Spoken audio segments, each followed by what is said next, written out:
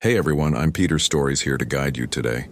If you use this video to drift off to sleep, please tap like, hit subscribe, and drop a comment telling me where you're watching from and what time it is there. Now settle in, get cozy, and let yourself relax.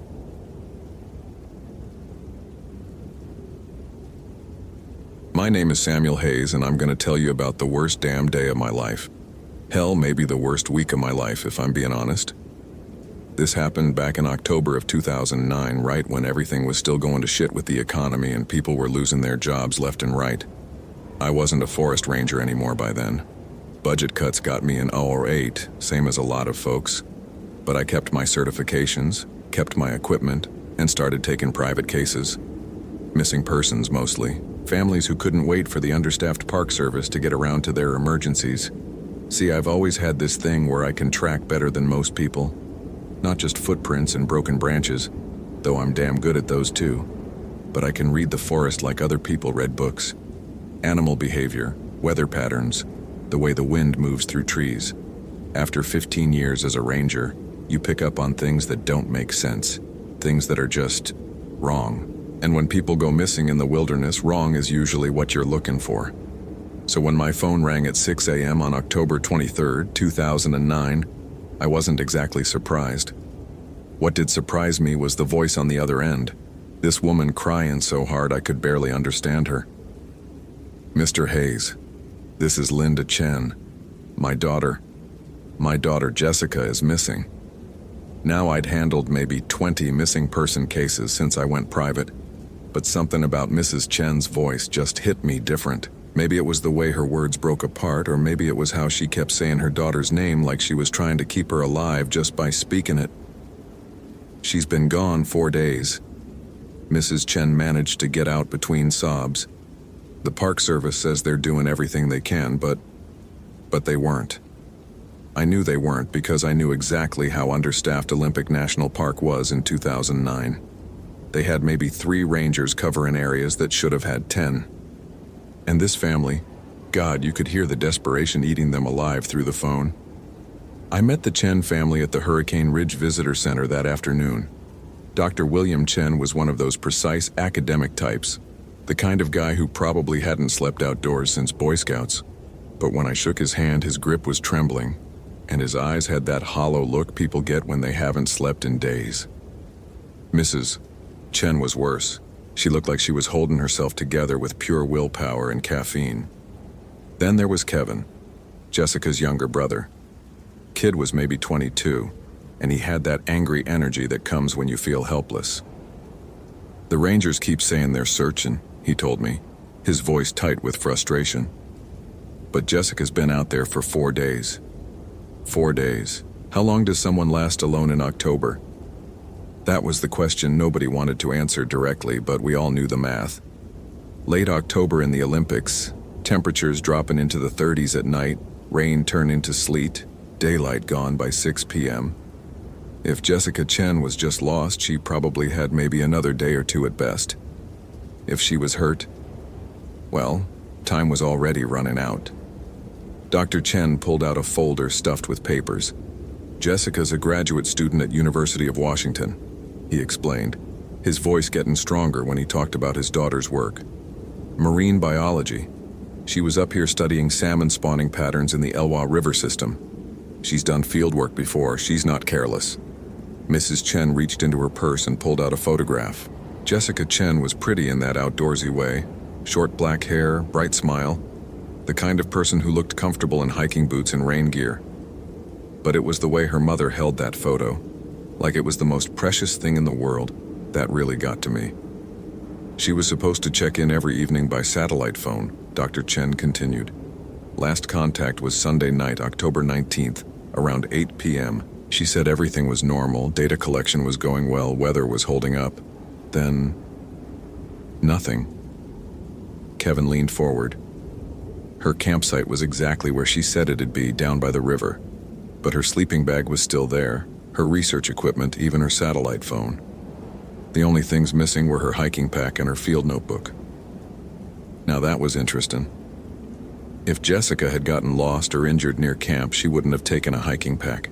And if she'd been planning to leave camp permanently, she'd have taken her sleeping gear. It sounded like she'd planned to be gone for a few hours, maybe a day at most. What was in her typical field notebook? I asked. GPS coordinates of spawning sites, water temperature readings, fish counts, Dr. Chen said. Nothing that would be valuable to anyone else. But I wasn't so sure about that. In my experience, when someone goes missing with specific items, those items matter somehow. And when someone leaves behind expensive equipment but takes a notebook, that notebook contains something worth more than the equipment. Mrs. Chen grabbed my arm and her grip was desperate. "Mr. Hayes, please. The rangers say they're doing a grid search, but Jessica is smart, she's careful. If she hasn't come back, something's wrong, something's very wrong." The way she said it, like she already knew this wasn't gonna end the way any of us wanted, made something cold settle in my stomach. I'd felt that feeling before, and it was never good news.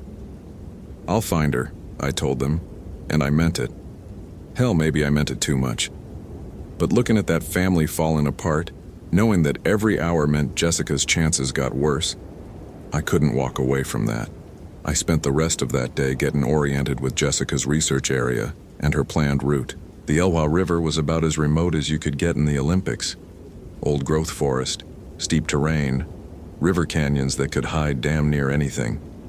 It was the kind of place where cell phones were useless, GPS units were hit or miss under the canopy, and if you got hurt, you'd better hope someone knew exactly where to find you. Jessica's base camp was set up in a clearing about 2 miles from the nearest trail, accessible only by following the river and some old elk paths. When I got there just before sunset, everything was exactly like the family had described. Sleeping bag laid out neat, research equipment organized in waterproof cases, camp stove and food supplies barely touched. But her hiking boots were gone, along with her rain gear and what looked like about a day's worth of food and water.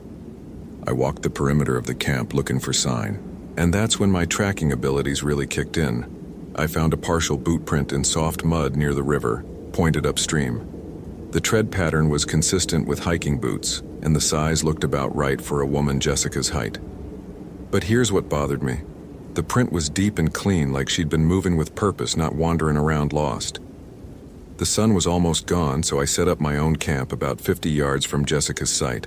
That first night, lying in my sleeping bag, listening to the river and the forest sounds, I kept thinking about that boot print.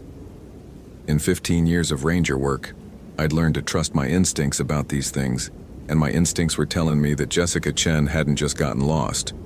But I had no idea how right I was, or how much worse things were about to get. The next morning, October 24th, I started tracking upstream from Jessica's camp. The terrain along the Elwha was rough.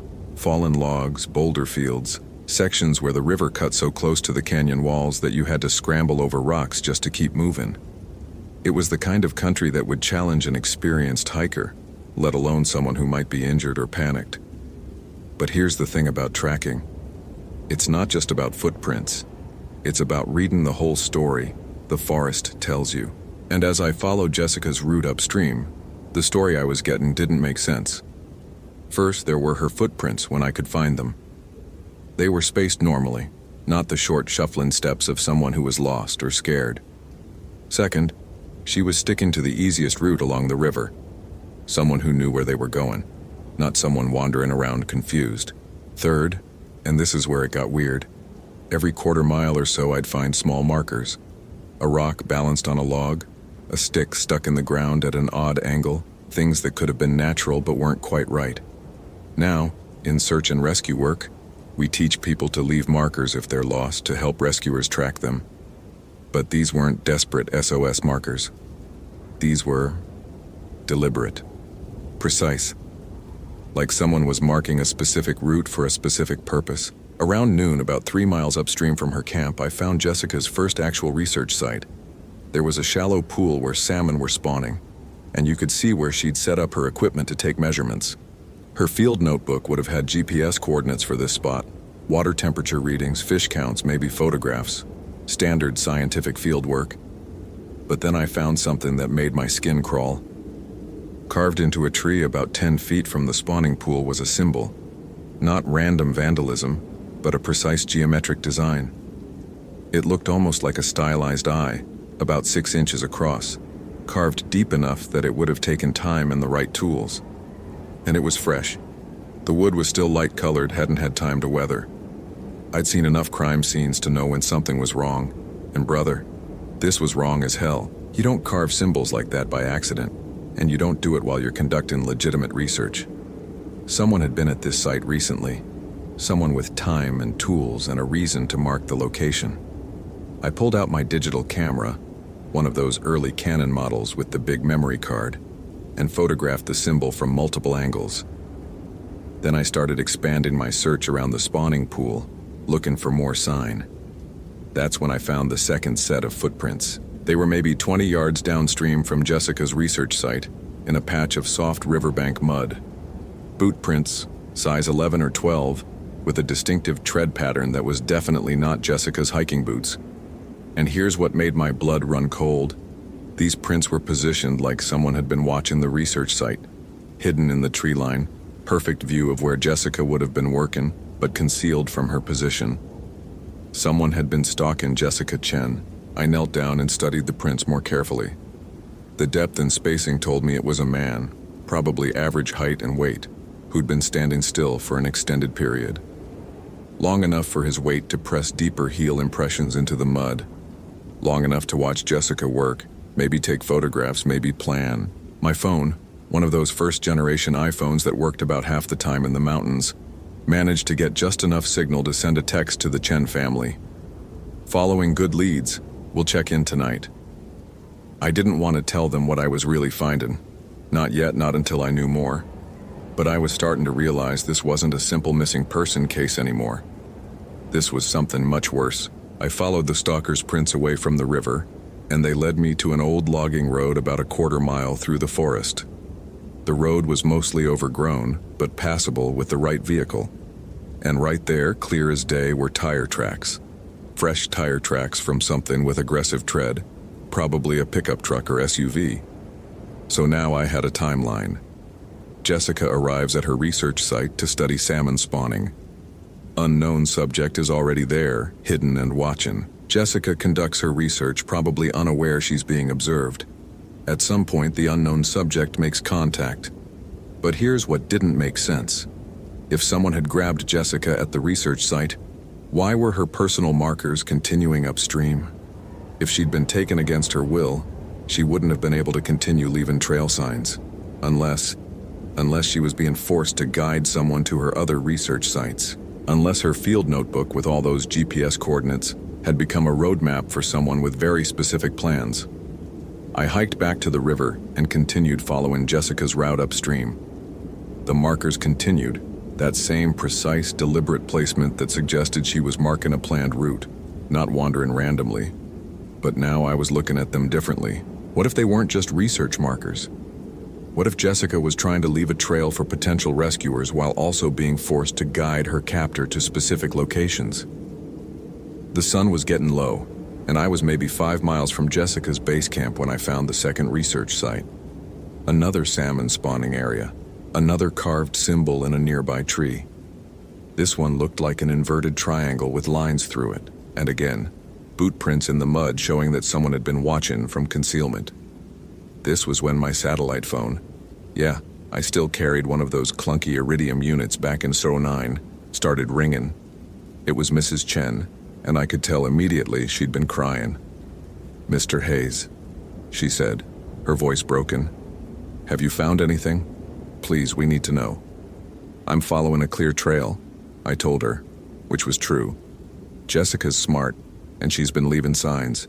I should have more information tomorrow. Tomorrow? Kevin's voice came on the line. They had me on speaker. "It's been 5 days. 5 days she's been out there." "I understand," I said, and I did. Hell, if it was my family member, I'd be climbing the walls too. But I need you to trust me. Jessica knew what she was doing when she left those markers. I'm gonna follow them until I find her. After I hung up, I made camp in a defensible position with good sight lines and water access. That night, lying in my sleeping bag listening to the forest, I kept thinking about those carved symbols. They weren't random. They weren't graffiti. Someone was marking Jessica's research sites for a specific purpose, and that purpose involved taking her from site to site, probably forcing her to show him locations that only she knew about. But why? What was so important about salmon spawning areas that someone would kidnap a researcher to find them? And that's when it hit me. It wasn't about the salmon. It was about the locations themselves. Remote, isolated, accessible only to someone who knew exactly where they were. The perfect places to hide something or someone. I didn't sleep much that night, and it had nothing to do with the cold.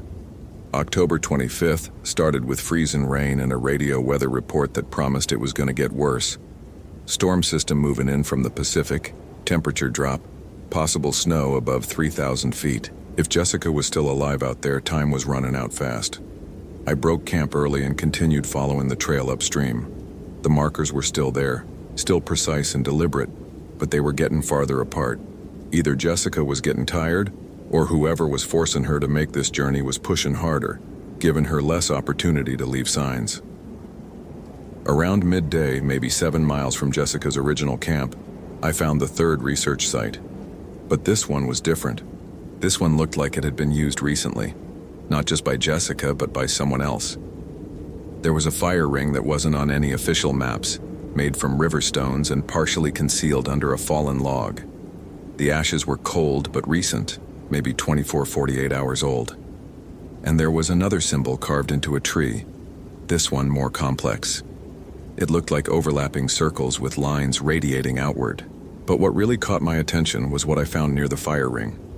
A piece of torn fabric from Jessica's rain jacket, caught on a branch like she'd been moving through the area in a hurry.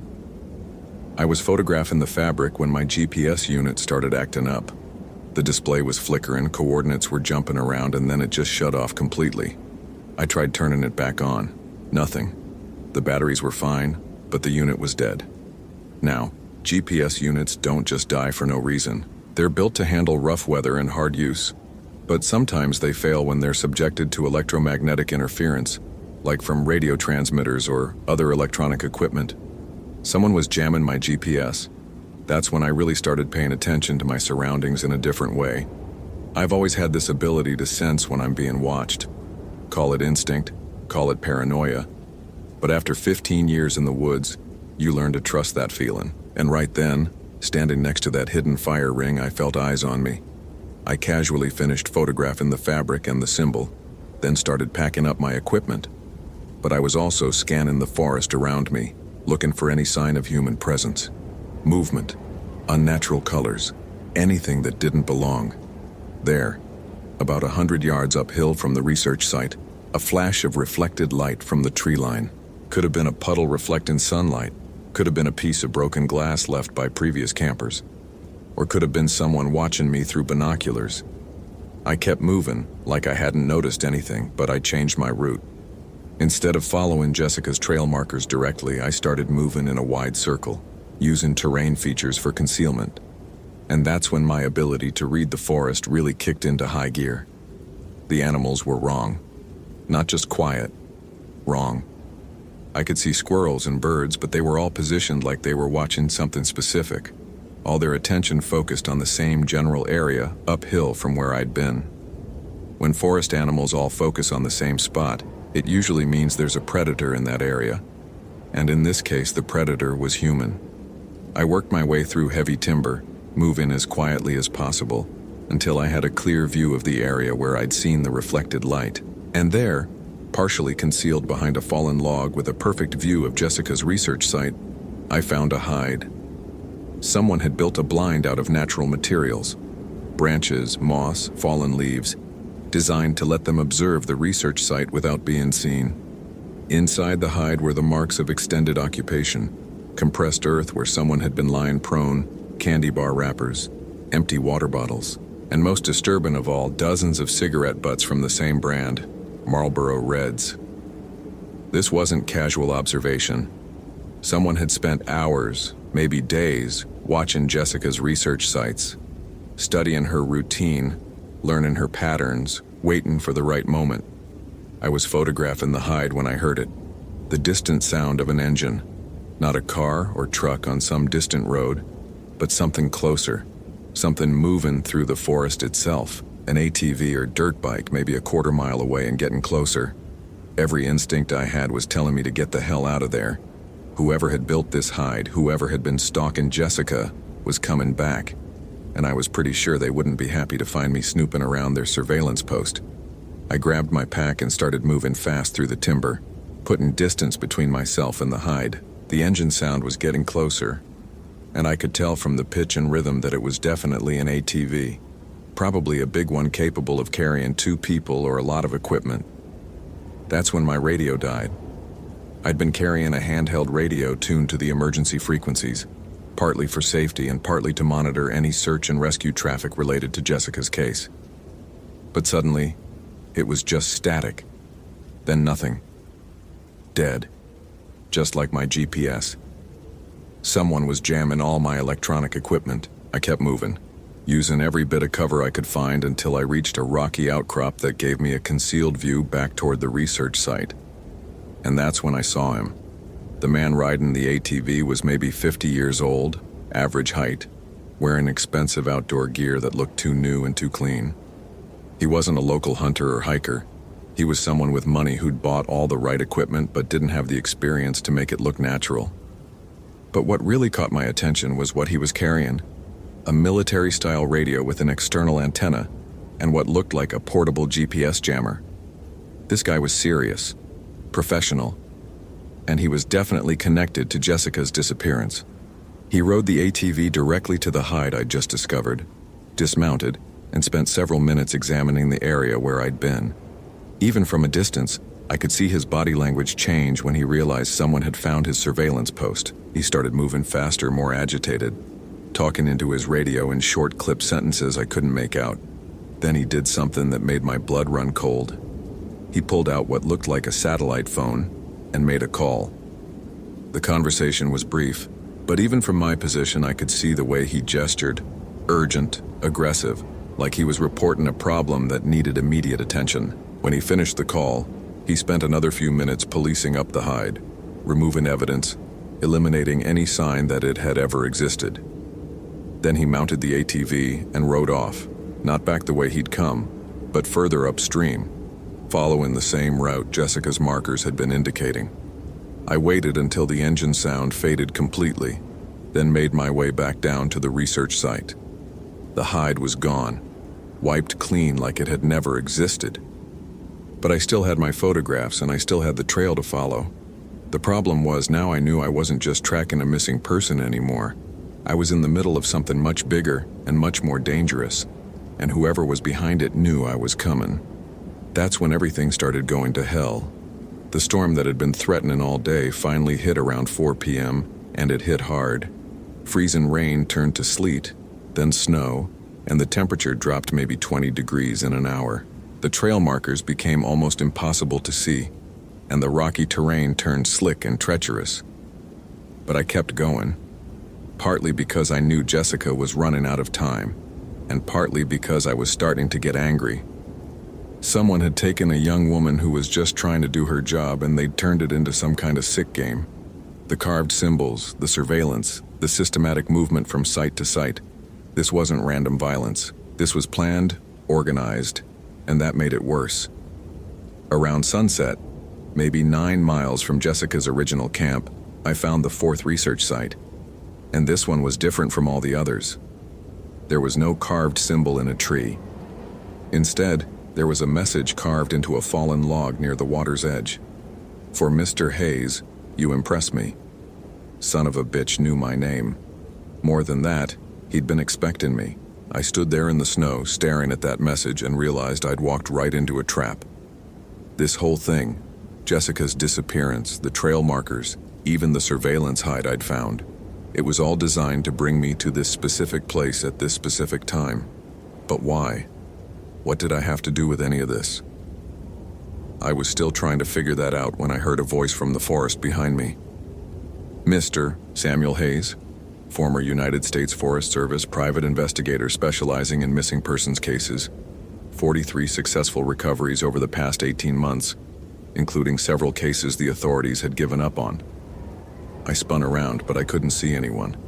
The voice seemed to be coming from everywhere and nowhere, probably amplified and projected through speakers hidden in the trees. Impressive resume, the voice continued. It was educated, maybe mid-Atlantic accent, the kind of precise diction you hear from college professors or documentary narrators.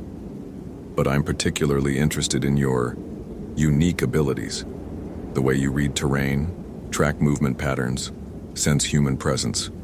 Quite remarkable, really. Where's Jessica Chen? I called out. Oh, Miss Chen is quite safe, I assure you. Uncomfortable perhaps, but unharmed. For now. A pause. She's proven to be an excellent guide, very cooperative once the terms of our arrangement were made clear. What do you want? What I want, Mr. Hayes, is to conduct an experiment. You see, I've been studying human behavior under extreme stress for quite some time now. Miss Chen has provided fascinating data on the subject, but you represent a much more interesting test subject. That's when I realized what this was really about. Jessica hadn't been taken for ransom or assault or any of the usual reasons people disappear. She'd been taken as bait for me.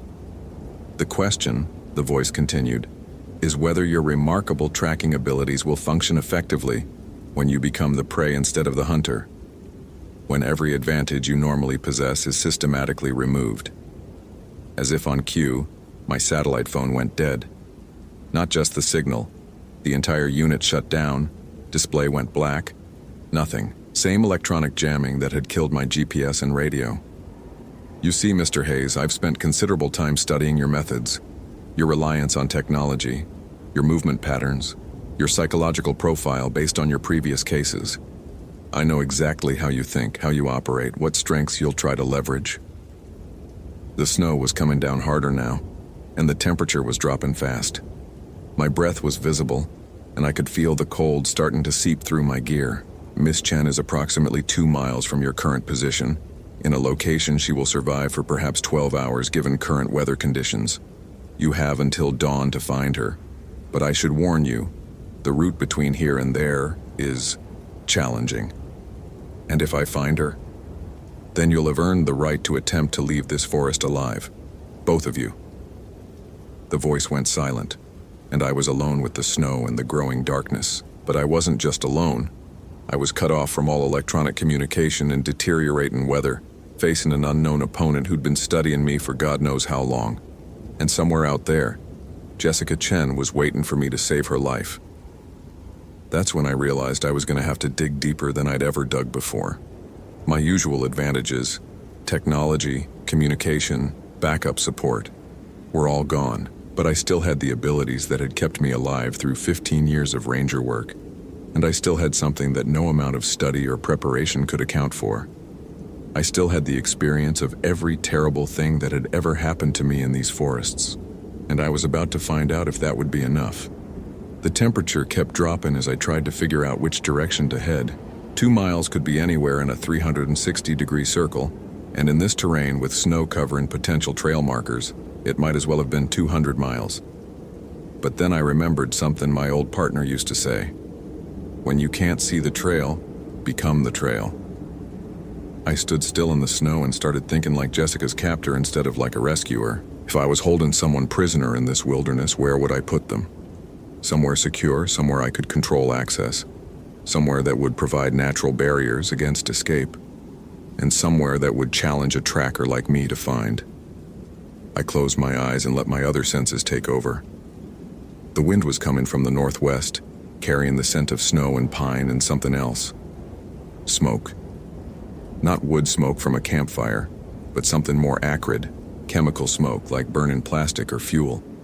That smell was coming from upstream, toward higher elevation. And in this weather, smoke doesn't travel far before it gets dispersed by wind and precipitation.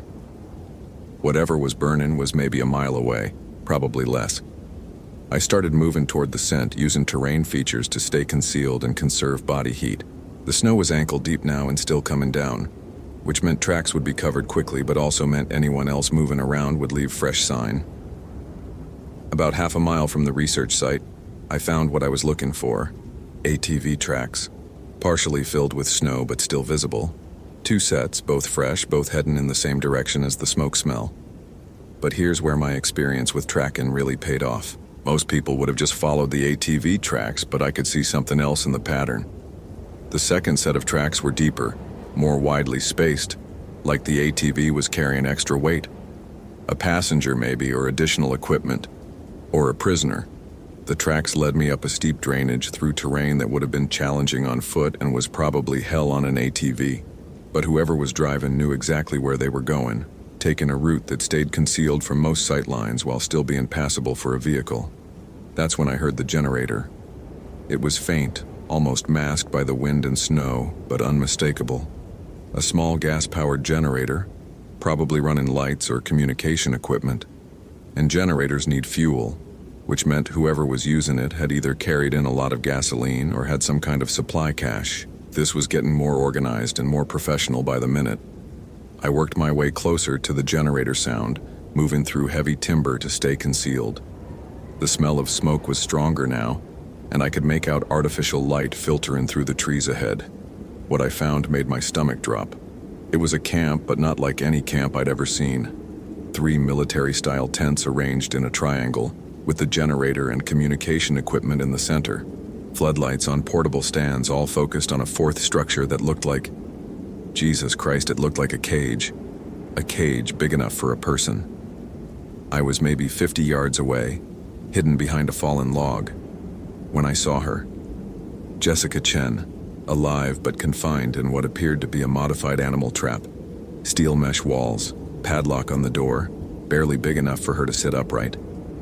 She was wearing her rain gear, but I could see she was shivering from cold and probably fear. And standing next to the cage, wearing expensive outdoor gear and holding a rifle, was the man I'd seen on the ATV.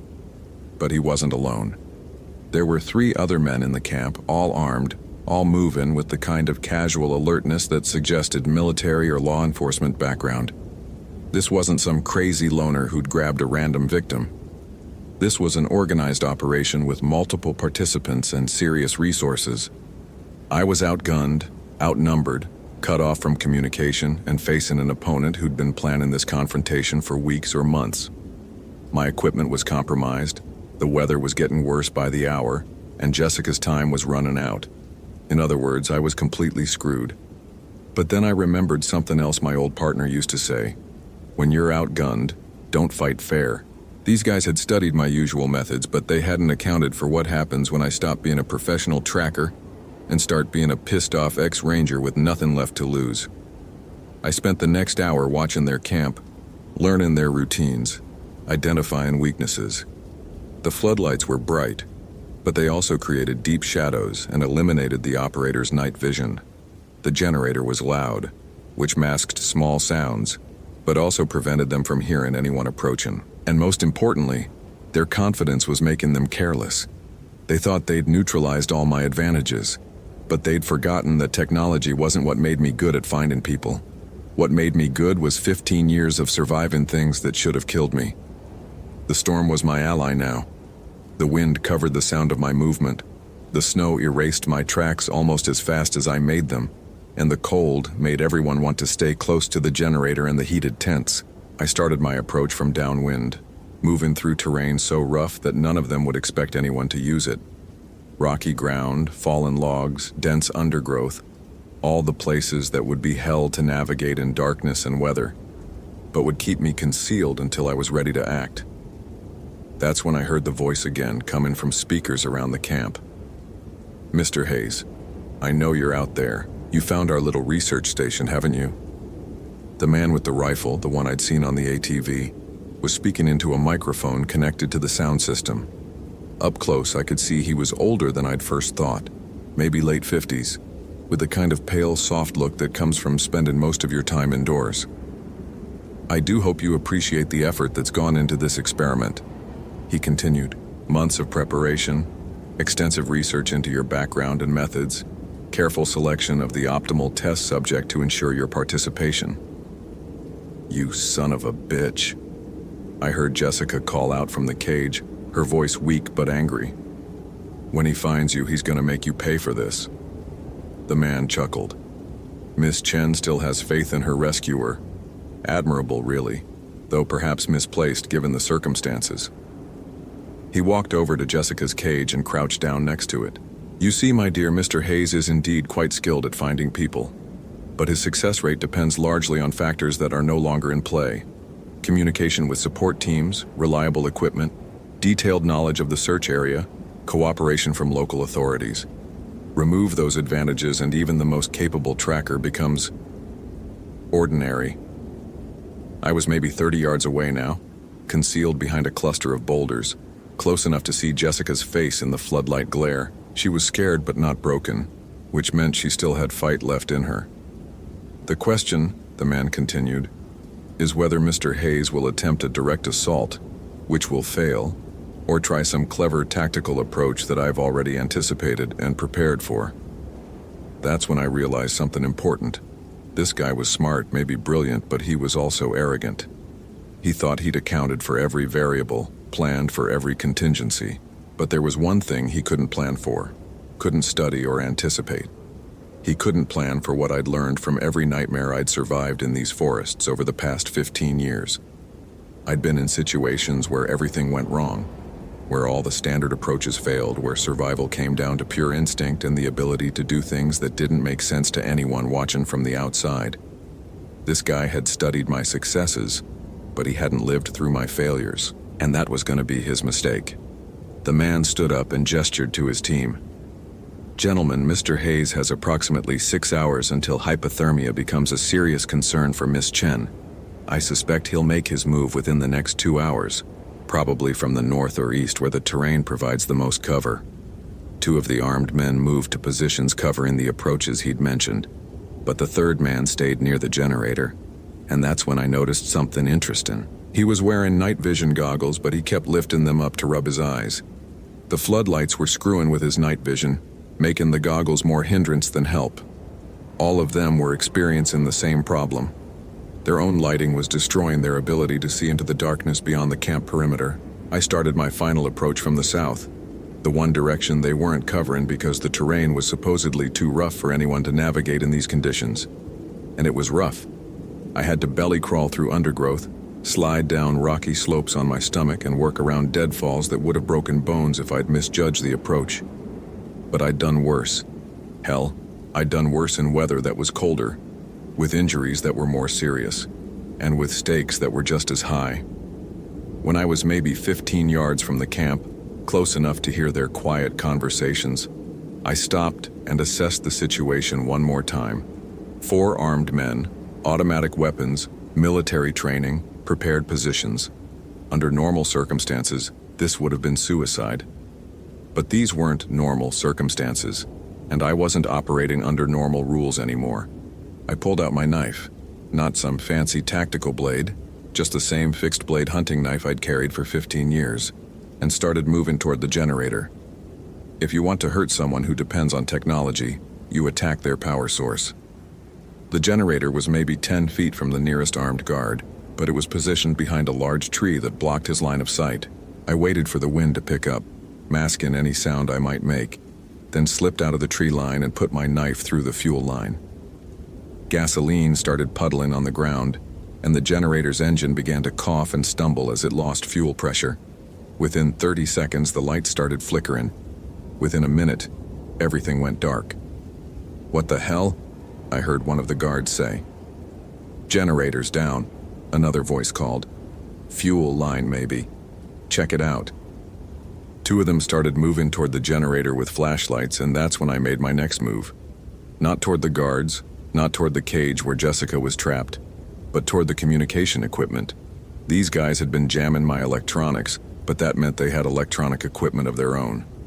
And electronic equipment doesn't like knife blades through the control cables. I put my knife through every cable I could find.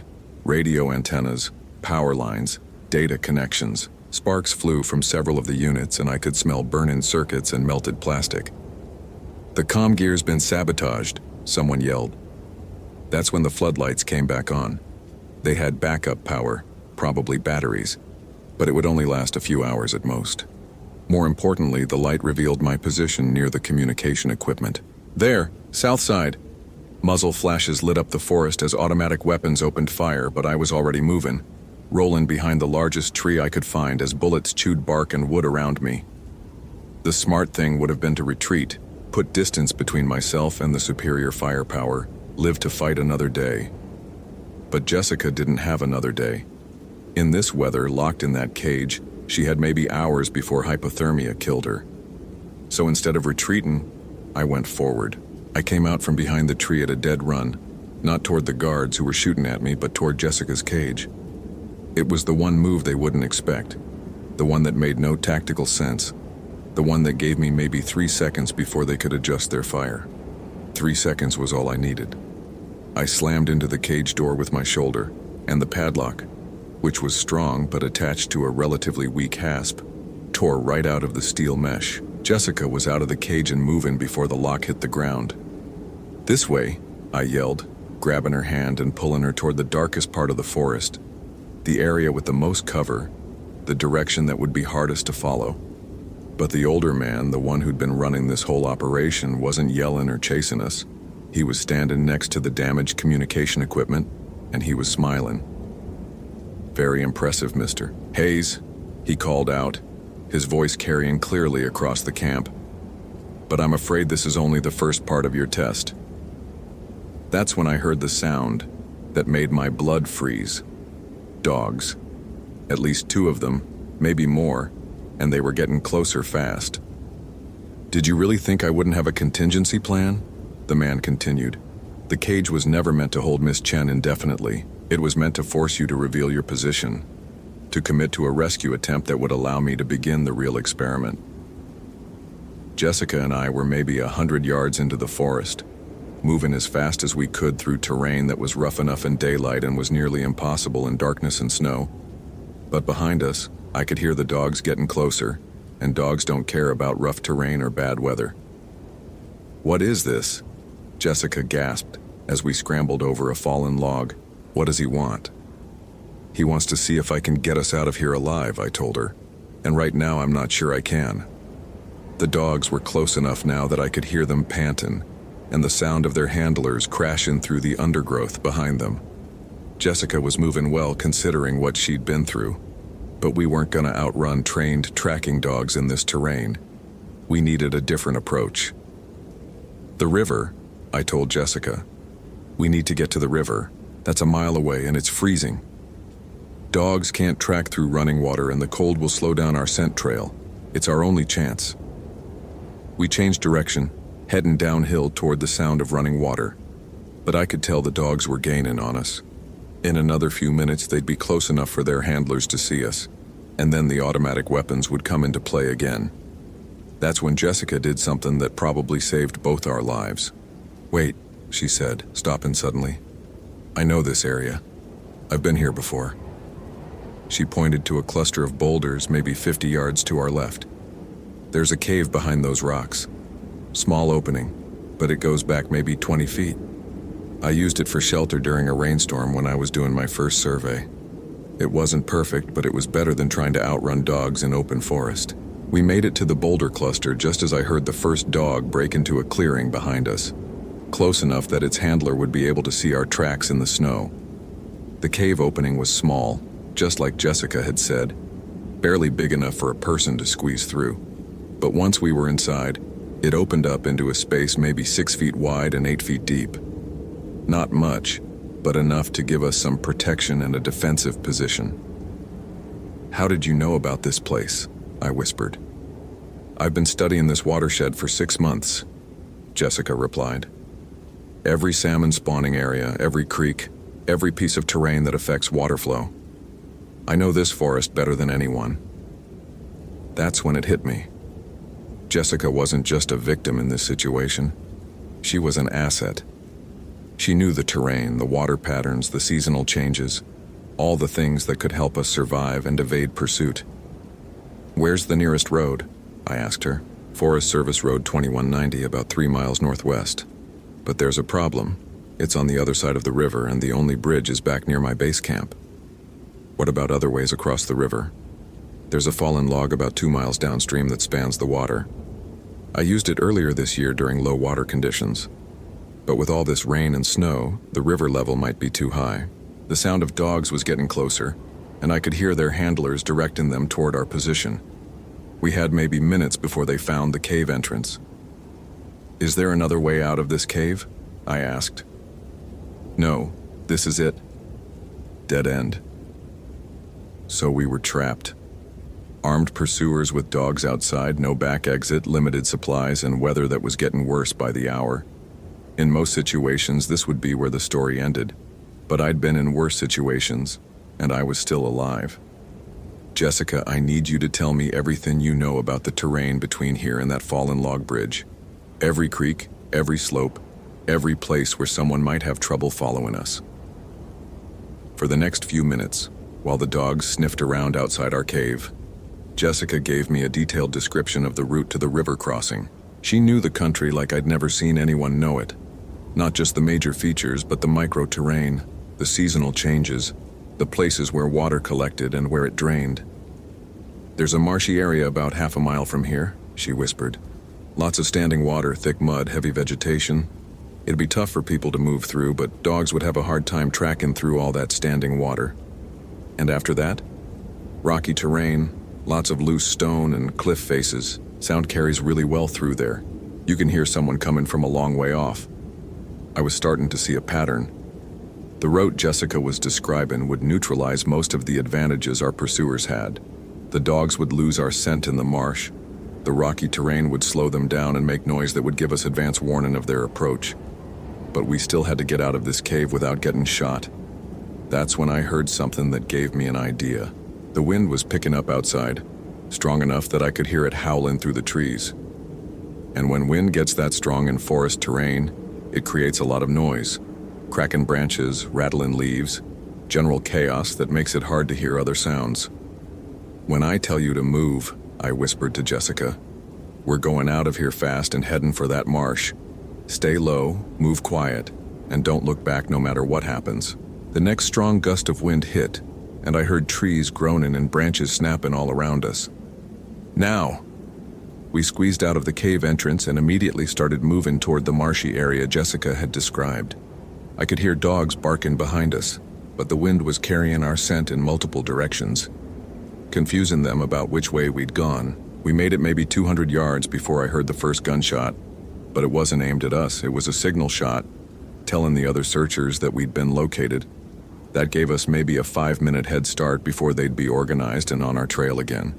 The marshy area was exactly what Jessica had described.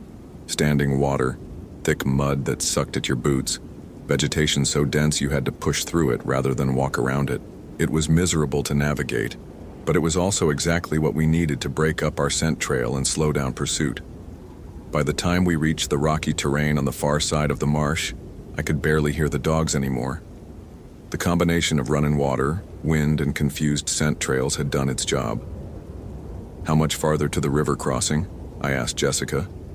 "Maybe a mile, but it's rough going, and I don't know if that fallen log is still passable with the water level this high." "We'll figure that out when we get there," I told her. "Right now, we just need to keep moving." But as we worked our way through the rocky terrain, I started realizing that something had changed. I hadn't heard the dogs or their handlers for maybe 20 minutes, and there hadn't been any more signal shots. Either they'd lost our trail completely, or they'd decided to try a different approach. Given what I'd learned about the man running this operation, I was betting on the different approach. "Jessica, you said there's only one bridge across the river near your base camp?" "Yeah, old Forest Service bridge, maybe a mile downstream from where I was camped." "And the only other crossing is this fallen log?" "As far as I know, yeah.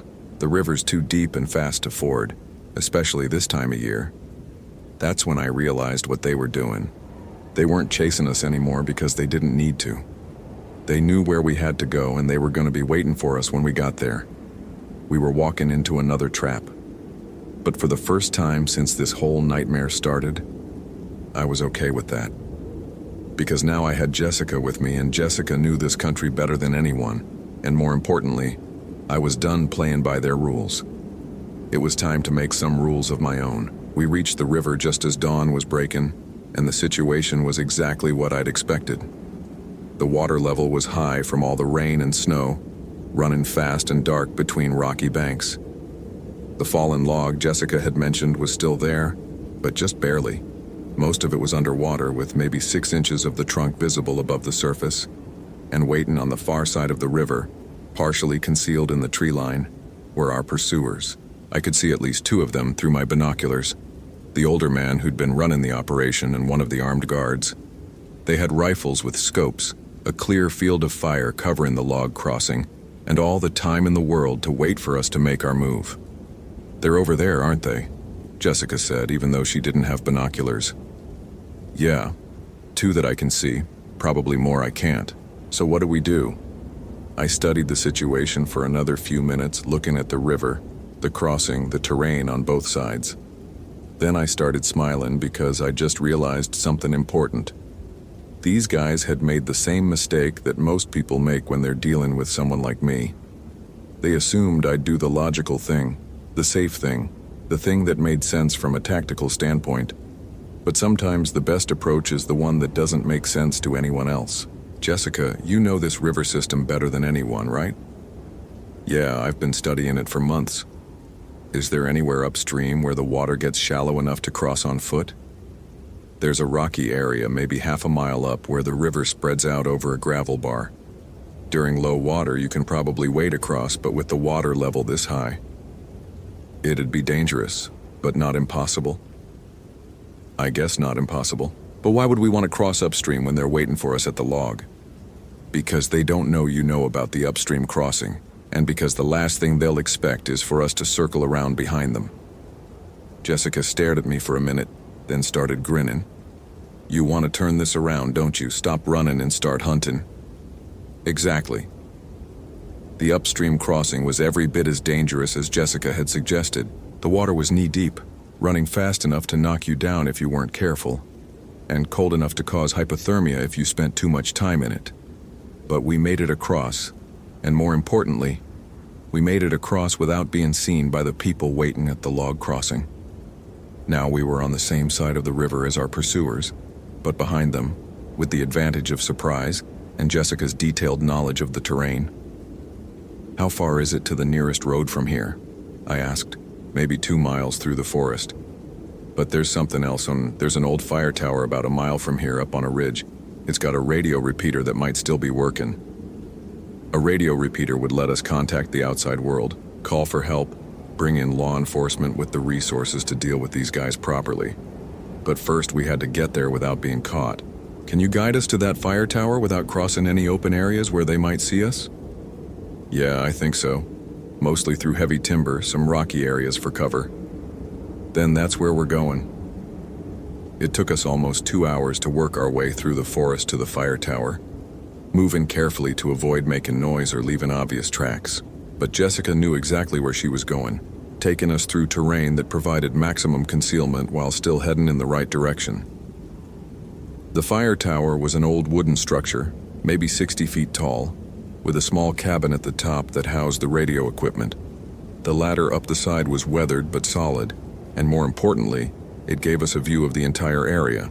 From the top of the tower, I could see our pursuers still waiting at the river crossing, probably wondering where the hell we'd gone. But I could also see something else. More vehicles on the forest road, including what looked like law enforcement cars. Someone had called in the cavalry. Jessica got the radio working and managed to raise the county sheriff's dispatch. "This is Jessica Chen, the missing person from Olympic National Park. I'm with Sam Hayes at the old fire tower on Ridge Road. We need immediate assistance. Armed subjects holding people against their will." The response was immediate. "Miss Chen, this is Sheriff's dispatch. We have multiple units en route to your location. Are you injured?" "We're okay, but there are at least 4 armed men in the forest between here and the river. They've been holding me prisoner and they tried to kill Mr. Hayes." "Understood. Stay where you are and keep this channel open. Units will be on scene in approximately 15 minutes.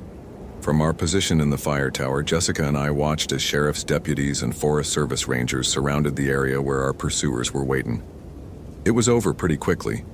When you're outnumbered and outgunned by law enforcement, most people make the smart choice and surrender.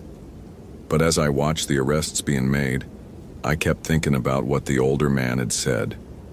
This whole thing had been designed as an experiment, a test of my abilities under extreme conditions. Someone had invested serious time and money in studying me, learning my methods, creating a scenario specifically designed to challenge everything I was good at. The question was why? What was so important about my tracking abilities that someone would go to these lengths to test them? I had a feeling I was going to find out soon enough.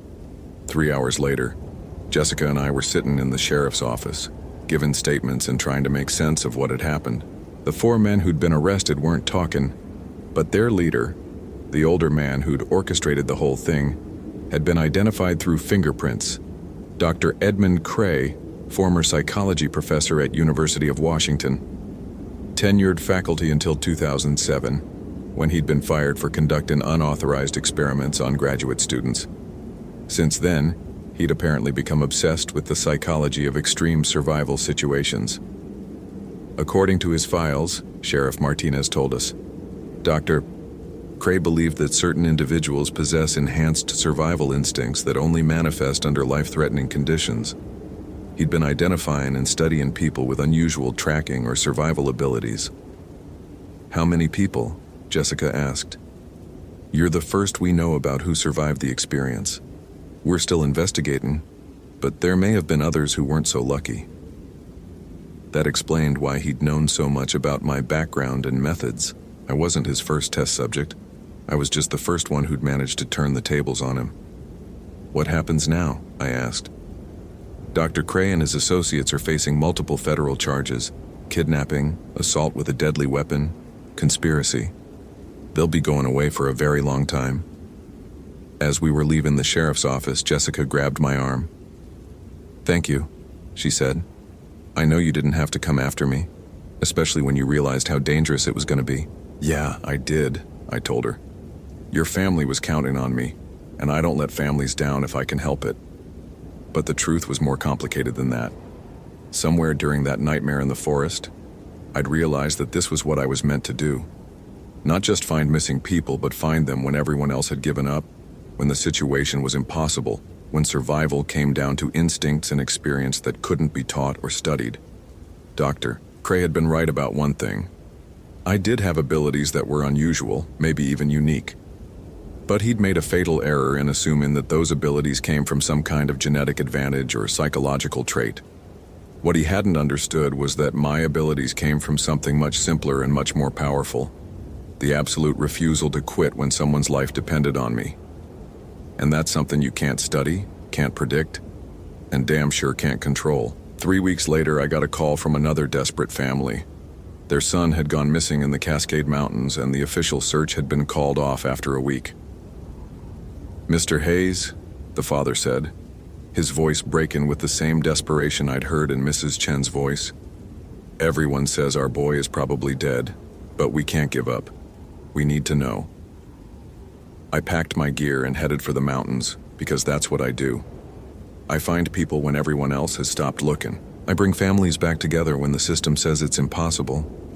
And I do it because of voices like Mrs. Chen's, breaking with fear and hope and love for someone who might still be alive out there in the darkness. That's worth more than all the academic theories and psychological experiments in the world. That's why I'll never stop. My name is Samuel Hayes, and I find people who are lost, no matter what it takes.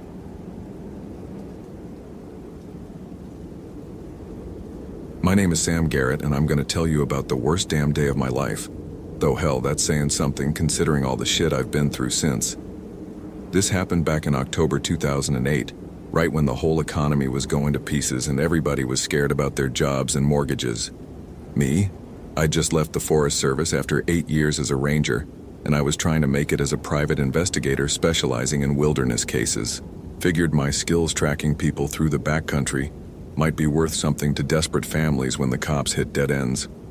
I was holed up in my little office in Port Angeles, nursing my 3rd cup of coffee and watching CNN report another bank bailout when the phone rang. It was about 7 a.m. on a Tuesday, October 14th. I remember because that was the day after the Dow had its biggest point gain in history. Funny how you remember weird details when everything goes to shit. Mr. Garrett? The voice was shaky, desperate. Male, probably mid-30s. My name is David Chen. My wife, She's missing in Olympic National Park, and the search and rescue team, they're not finding anything. I could hear a kid crying in the background, high-pitched, the kind of sound that cuts right through you. When did she go missing, Mr. Chen? 3 days ago. Sarah's a marine biologist. She was doing research on old-growth forest ecosystems up near the Ho River. She had a GPS unit, a satellite phone, all the right gear, but she never came back to base camp Sunday night. His voice cracked. Mr. Garrett, I've got a 6-year-old daughter asking me when mommy's coming home and I don't know what to tell her. That's when I knew I was going to take the case, money or no money. See, I've got this thing about families being torn apart. Probably comes from my own childhood being 6 kinds of fucked up. But beyond that, something in David's voice told me this wasn't just a case of someone getting turned around in the woods. I'll be there in 2 hours, I said, already grabbing my gear bag. And Mr. Chen, we're gonna find her. Looking back now, I should have asked more questions. Should have wondered why a marine biologist would be doing solo research in some of the most isolated country in the Pacific Northwest. Should have asked who else knew her research schedule, but I was young and cocky, and I thought my abilities were enough to handle whatever was waiting out there. See, I'd always been different in the woods. Even as a kid, I could find tracks that others missed, could sense when animals were spooked by something that didn't belong. During my time as a ranger, I'd developed what I called my 6th sense. I could tell when someone was watching me from the tree line, could navigate in complete darkness like I had some kind of internal compass. Other rangers used to joke that I was half bloodhound, half Indian tracker. They had no idea how right they were. The drive to Olympic National Park took me through some of the most beautiful country in Washington. Towering Douglas firs, mist-covered valleys, rivers so clear you could count the stones on the bottom. But that morning, everything felt wrong. The October air was too still, like the forest was holding its breath. Even the ravens seemed nervous, calling out warnings that made my skin crawl. I met David Chen at the Sol Duke Ranger Station around 9:30 a.m. He looked like hell. Unshaven, red-rimmed eyes. Clothes he'd probably been wearing for 2 days straight.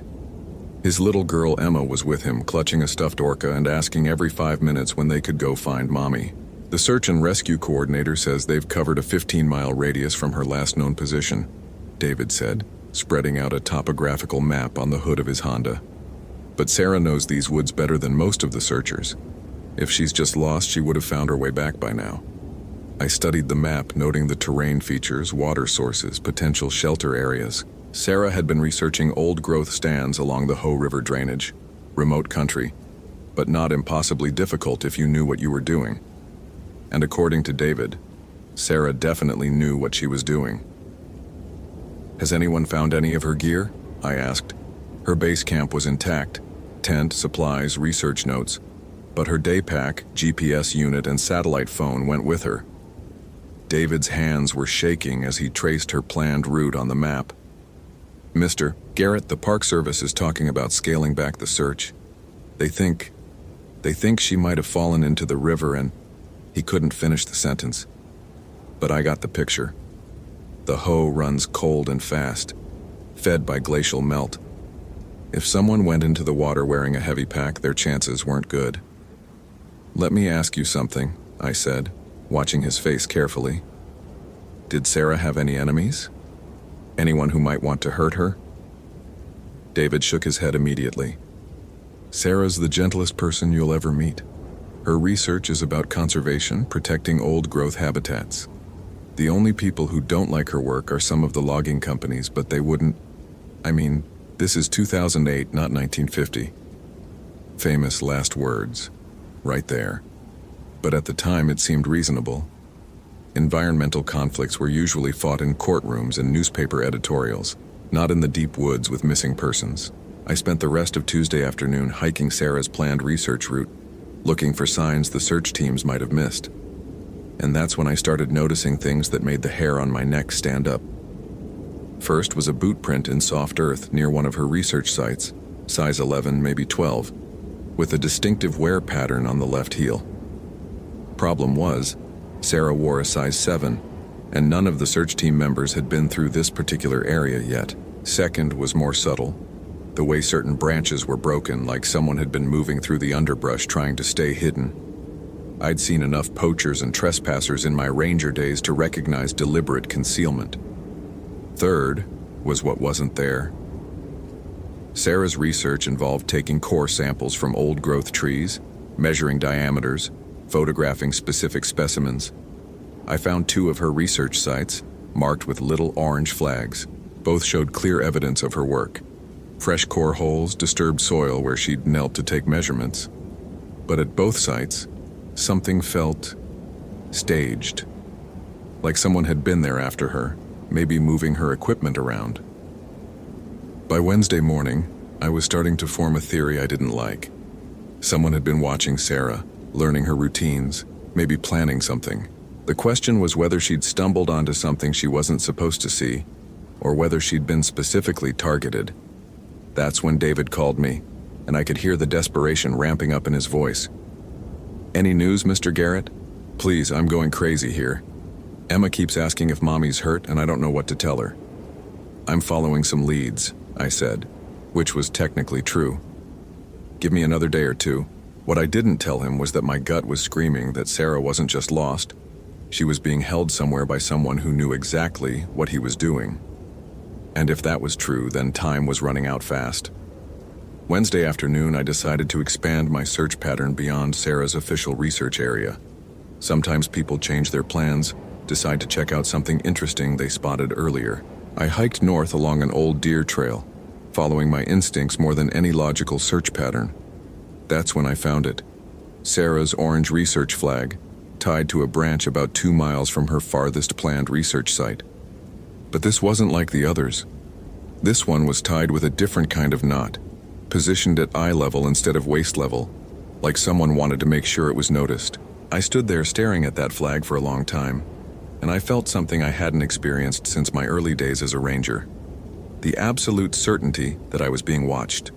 Not just observed, but studied, analyzed, like I was a specimen under a microscope. I turned slowly, scanning the tree line, but saw nothing. No movement, no unusual shadows, no signs of human presence. But that feeling didn't go away. If anything, it got stronger. "I know you're out there," I called out, feeling slightly ridiculous but trusting my instincts. "And I know you've got Sarah Chen." Silence. Just the whisper of wind through Douglas fir needles and the distant sound of running water. I was about to turn away when I heard it. A single slow hand clap echoing from somewhere in the trees. That's when I knew I wasn't dealing with some opportunistic predator or panicked kidnapper. This was someone who wanted to play games. Someone intelligent enough to stay ahead of both the search teams and me. Someone who was enjoying himself. The hand clap came again, from a different direction this time. Then a voice, cultured and calm, drifting through the forest like it was coming from everywhere and nowhere. "Very good, Mr. Garrett. I was beginning to wonder if you'd figure it out." I spun around, trying to pinpoint the source, but the echo effect made it impossible. "Where is she?" "Safe for now, though I suspect that depends largely on how this conversation goes." A pause. "I must say, I'm impressed. The search and rescue teams tramped right past that flag 3 times without seeing it. But you spotted it immediately. Your reputation for wilderness tracking is well deserved." My blood went cold. This bastard had been watching the search teams, had probably been watching me. "What do you want?" "What I want is irrelevant. What I need is far more interesting." Another pause, and I could swear I heard pages turning like he was reading from a book. "I need to understand how people break under pressure, how they respond when everything they depend on is stripped away, how they choose between their own survival and someone else's." "You're talking about psychological torture." "I prefer to think of it as research. You see, Mr. Garrett, most people live their entire lives without ever discovering who they really are.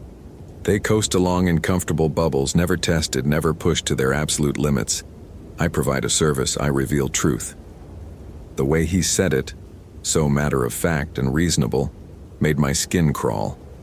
This wasn't some ranting lunatic. This was someone who'd thought through his philosophy, who believed completely in what he was doing. "Sarah Chen is a good person," I said. She doesn't deserve whatever you're putting her through. Deserve? He almost sounded amused. Mr. Garrett, you're thinking about this all wrong. Sarah isn't being punished. She's being gifted with the opportunity to discover her authentic self, to learn what she's truly capable of when everything else is stripped away. That's bullshit, and you know it. Is it? Tell me, when did you feel most alive?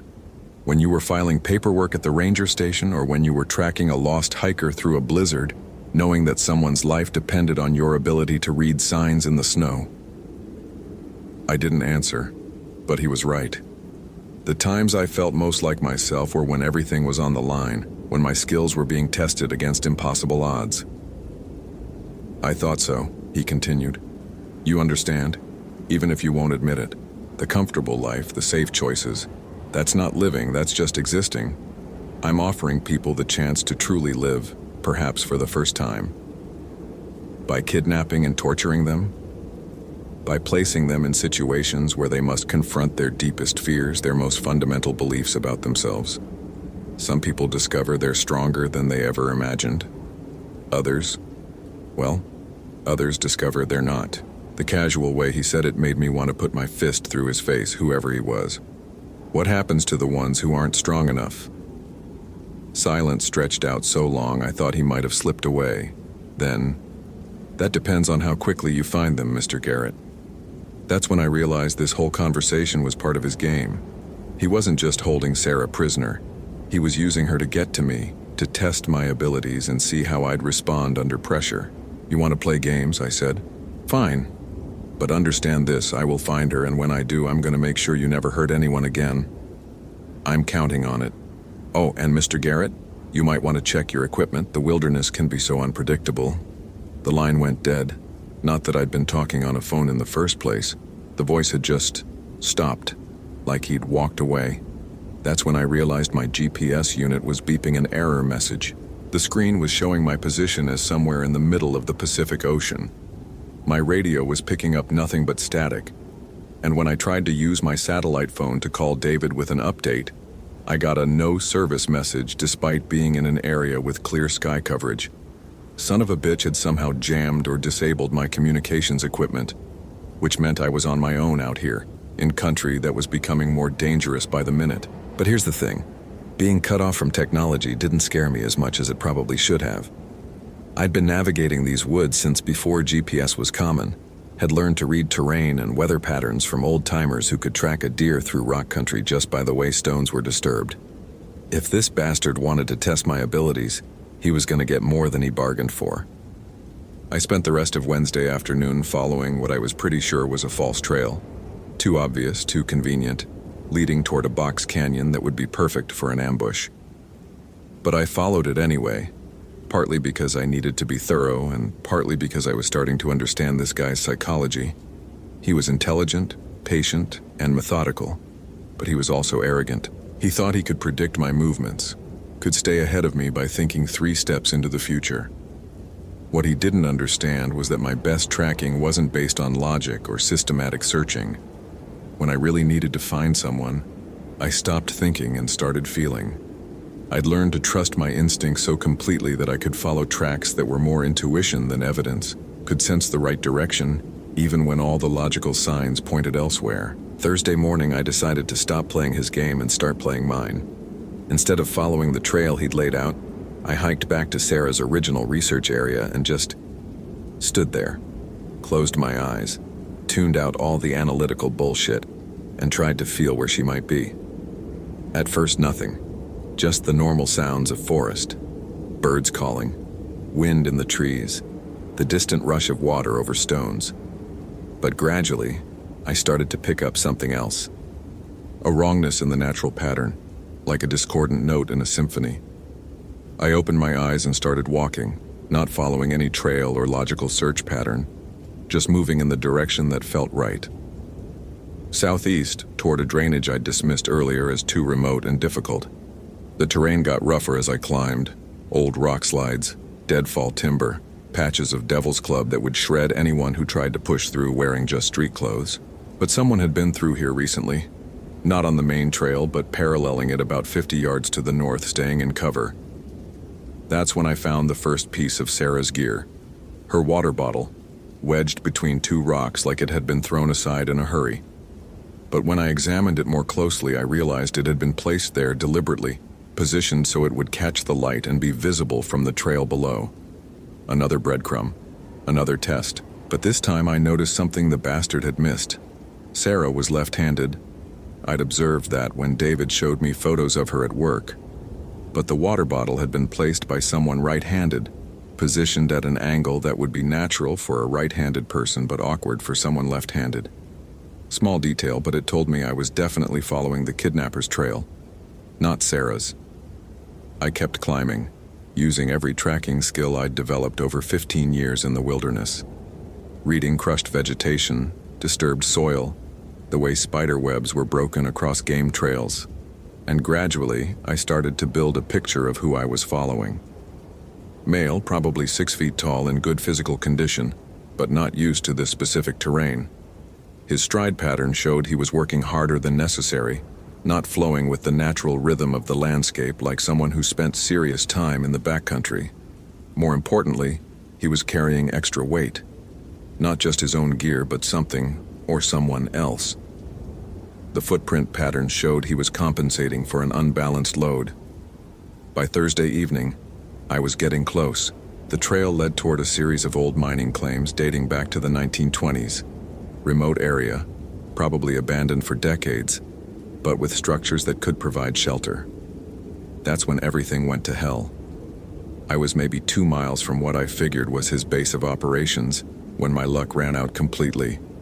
I'd been so focused on following the trail that I didn't notice the thin wire stretched across the path until my boot caught it. The explosion wasn't huge, just a small charge, probably improvised from camping fuel and fertilizer. But it was positioned perfectly to bring down a massive deadfall tree directly across the trail, and I barely had time to throw myself sideways before about 2 tons of Douglas fir came crashing down. I hit the ground hard, felt something pop in my left shoulder, and lay there for a minute trying to figure out if I was seriously injured or just beat to shit. When I tried to sit up, pain shot through my ribs like someone was sticking a knife between them. But that wasn't the worst part. The worst part was realizing that the fallen tree had completely blocked the trail, and my GPS unit, already acting up, was now showing nothing but error messages. My radio was picking up static, and when I tried to climb high enough to get a signal on my satellite phone, I discovered that a branch had punched a hole clean through the casing. I was hurt, lost, cut off from all communication, and night was falling fast. In October in the Olympic Peninsula, that meant temperatures dropping into the 30s and probably rain before morning. For the first time since taking the case, I started to wonder if I was in over my head. I found some shelter in a cluster of rocks and tried to assess my situation objectively. My shoulder was probably dislocated, my ribs were either bruised or cracked, and I had maybe 6 hours of good light left. I could try to backtrack to the main trail, call for backup, and come back with a full search team. But that would take at least 2 days, maybe 3. And I was pretty sure Sarah didn't have that long. See? Something the kidnapper had said during our conversation kept eating at me. When I'd asked what happened to the people who weren't strong enough, he'd avoided giving a direct answer. But the implication was clear. He had a schedule, a timeline for his experiments. If I walked away now, Sarah Chen was probably going to die. So I did what I always do when things get impossible. I got pissed off. "You son of a bitch," I said out loud, knowing he was probably watching from somewhere. "You think a little pain and some broken equipment is gonna stop me? You obviously don't know who you're fucking with." I spent the next hour doing something I'd never tried before. Not following a trail, not even following my instincts, but creating a mental map of the entire area and thinking like the kidnapper himself. Where would I go if I wanted a secure location to hold someone prisoner? Somewhere with shelter, water, and multiple escape routes. Somewhere remote enough that screams wouldn't be heard, but accessible enough to bring in supplies and equipment. The old mining claims fit the profile, but they were also the obvious choice. This guy was too smart to use the obvious choice unless he had a specific reason. Then it hit me. He wasn't just holding Sarah prisoner. He was using her as bait to lure me into his real game, which meant his base of operations wasn't chosen for convenience or security. It was chosen for tactical advantage in a confrontation with me. I pulled out my topographical map and started looking at the terrain from a completely different angle. If I were planning an ambush, where would I want my opponent to approach from?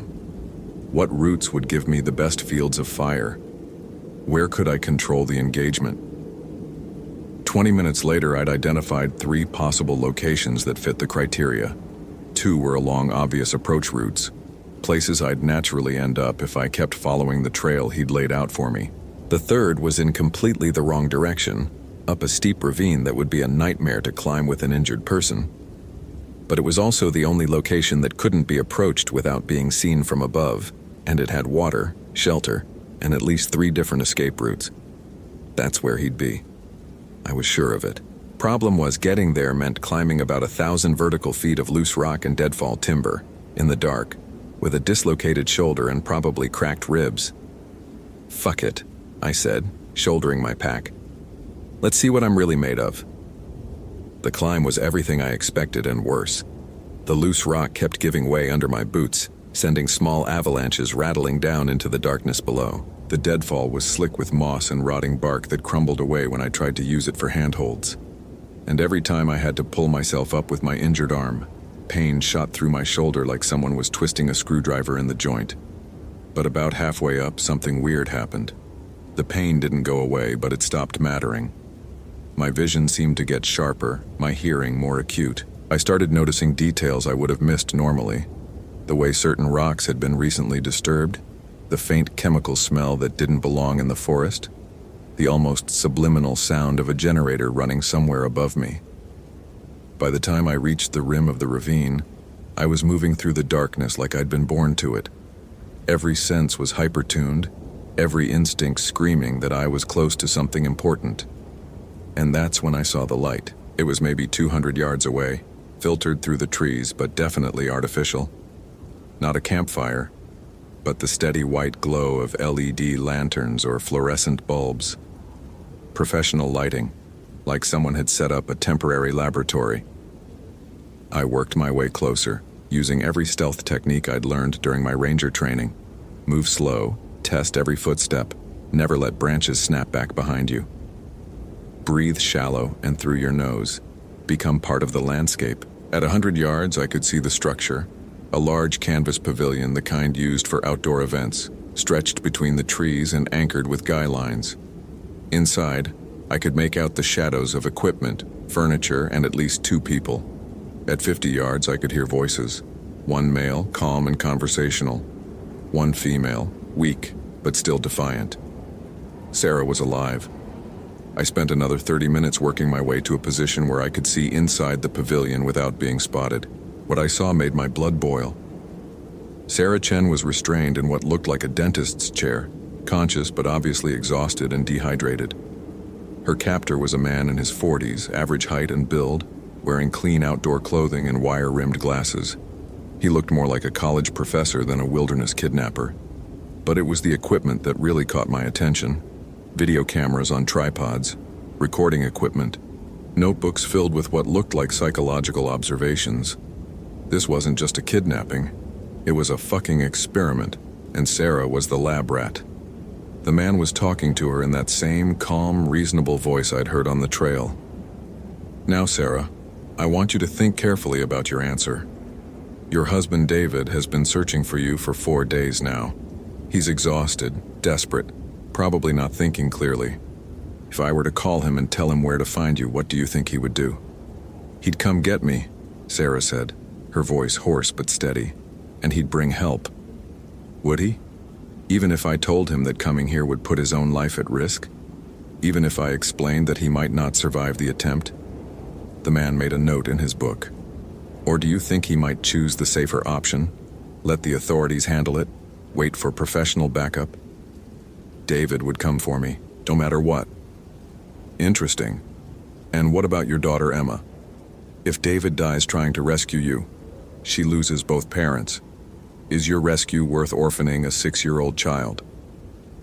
I could see Sarah struggling with the question, and I realized what this bastard was doing. He wasn't just physically imprisoning her. He was torturing her psychologically, making her question whether she deserved to be rescued. whether the people she loved should risk themselves for her. That's when I decided I'd heard enough. I worked my way around to the back of the pavilion where the generator was running. Simple Honda unit, probably 5,000 watts, connected to a distribution box that powered all the equipment inside. I found the fuel line and crimped it shut, then settled back to wait. It took about 10 minutes for the lights to start dimming as the generator ran out of gas.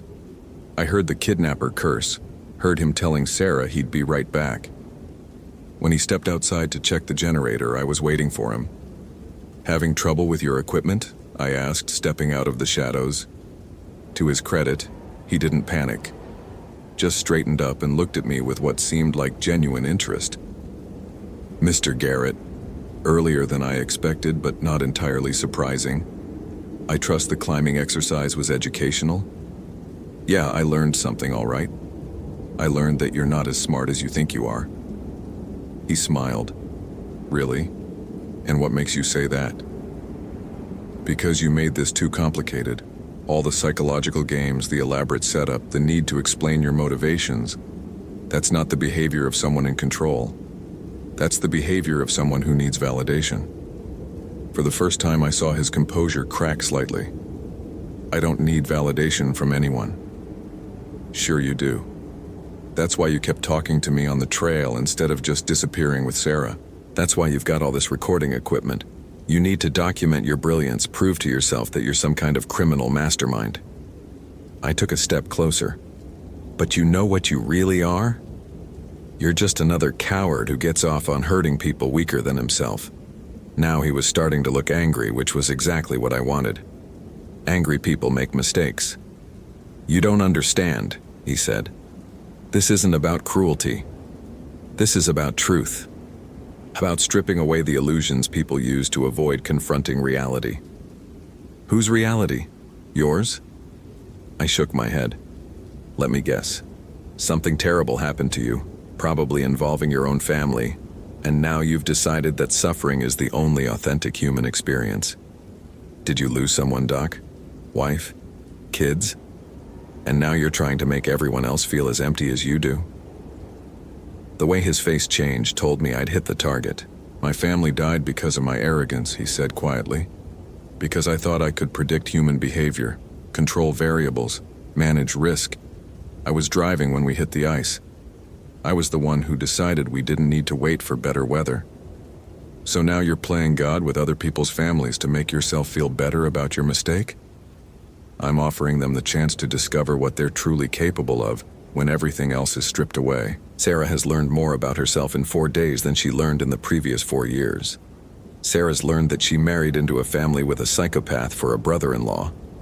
The words were out of my mouth before I'd fully processed what I was saying, but the way his expression changed told me I'd accidentally stumbled onto something important.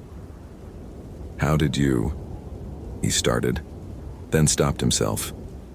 But it was too late. Now I was thinking about David's behavior during our meetings, the way he'd seemed to know exactly what questions to ask, how he'd been so insistent that I work alone rather than coordinating with the official search teams.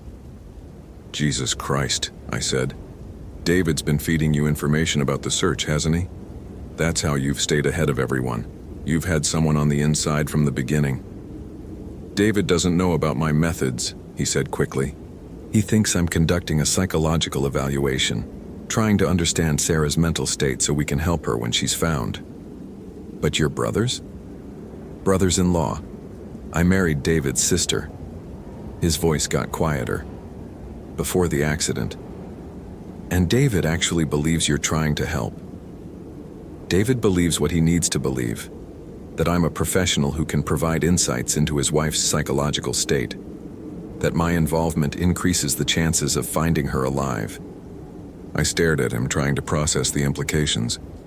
"You manipulated a desperate father into helping you torture his wife. I provided him with hope and a sense of control during an impossible situation. Without my involvement, he would have been completely helpless." The rationalization was so twisted, so completely detached from reality, that I almost couldn't respond. But then I heard Sarah calling weakly from inside the pavilion, asking what was happening, and I remembered why I was here. "Here's what's gonna happen," I said, taking another step toward him. You're gonna untie Sarah, and then you're gonna walk out of these woods with me and explain to David exactly what you've been doing. After that, you're gonna spend the rest of your life in a cage somewhere, thinking about the difference between justice and revenge." He shook his head. "I'm afraid that's not possible, Mr. Garrett. You see, the experiment isn't complete yet. I still need to document how Sarah responds when she realizes that her rescue has put someone else's life in danger." That's when I noticed the pistol in his hand. A small automatic that had appeared from somewhere while we'd been talking. Professional, compact, designed to be concealed until needed. "The question is whether you'll sacrifice yourself to save her," he continued, "or whether you'll try to negotiate some arrangement that keeps you both alive, but leaves her in my custody." "There's a third option you haven't considered," I said. "Which is?" I smiled, and I could tell from his expression that he didn't like what he saw in my face. "The option where I take that gun away from you and beat you to death with it." He raised the pistol, centered it on my chest. "Mr. Garrett, I've been studying human psychology for 15 years. I know exactly how people respond to life or death situations. You're going to try to rush me, gambling that you can close the distance before I can fire accurately. But you're injured, exhausted, and operating in poor light. The odds are not in your favor." "You're right about one thing," I said, starting to circle slowly to my left. "I am gonna rush you. But you made the same mistake David did. You assumed I'd behave rationally." "Meaning?" "Meaning I don't give a shit about the odds." I hit him low and hard, diving forward just as he fired. The shot went over my head, and then we were both on the ground, fighting for control of the gun. He was stronger than he looked, and he fought with the desperate intensity of someone who knew his life depended on winning. But I'd been in more fights than I could count, and I'd learned a long time ago that technique only gets you so far. Sometimes you have to be willing to take damage to deliver it. I let him get a solid punch to my ribs, which hurt like hell given my existing injuries, and used his moment of satisfaction to drive my knee into his solar plexus. When he doubled over, gasping for air, I grabbed the gun and rolled away. "Game over, Doc," I said, getting to my feet and pointing his own weapon at him. But he was still smiling, even with blood running from his nose and his glasses broken. "Actually, Mr. Garrett, the game is just beginning. You see, David doesn't know you found us. As far as he knows, you're still following false leads in the wrong part of the forest. But I told him that if he didn't hear from me by midnight tonight, he should assume something had gone wrong and implement the contingency plan." "What contingency plan?" "The one where he drives to the nearest cliff and takes little Emma with him. Because what would be the point of living if both Sarah and I were dead?" I felt the blood drain from my face. "You're lying." "Am I?" "Think about it, Mr. Garrett. David's been on the edge of a complete psychological breakdown for 4 days. His wife is missing, possibly dead. His brother-in-law, the only person offering him hope, has disappeared. His daughter keeps asking when mommy's coming home, and he has no answers." He wiped blood from his mouth with the back of his hand. "How long do you think it would take to push him over the edge completely?" "He wouldn't hurt Emma." "Wouldn't he? Or would he convince himself that dying together is better than leaving her alone in a world where terrible things happen to the people you love?" The sick thing was, it made sense. David had been getting more desperate with each phone call, more willing to consider extreme options.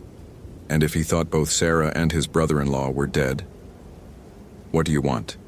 I asked. "I want you to call David and tell him that you found evidence Sarah is dead, that I died trying to rescue her, that he should take Emma and start over somewhere far away from all these painful memories. I'm not going to help you traumatize that little girl. Then you're going to be responsible for her death. Because David will never believe that Sarah is alive unless he hears it from you directly. And if he doesn't hear from you or me in the next..." He checked his watch. 90 minutes. He's going to assume the worst." I stood there in the darkness holding a gun on a man who'd just checkmated me using a desperate father and a 6-year-old girl. Whatever I did now, people were going to get hurt. Unless...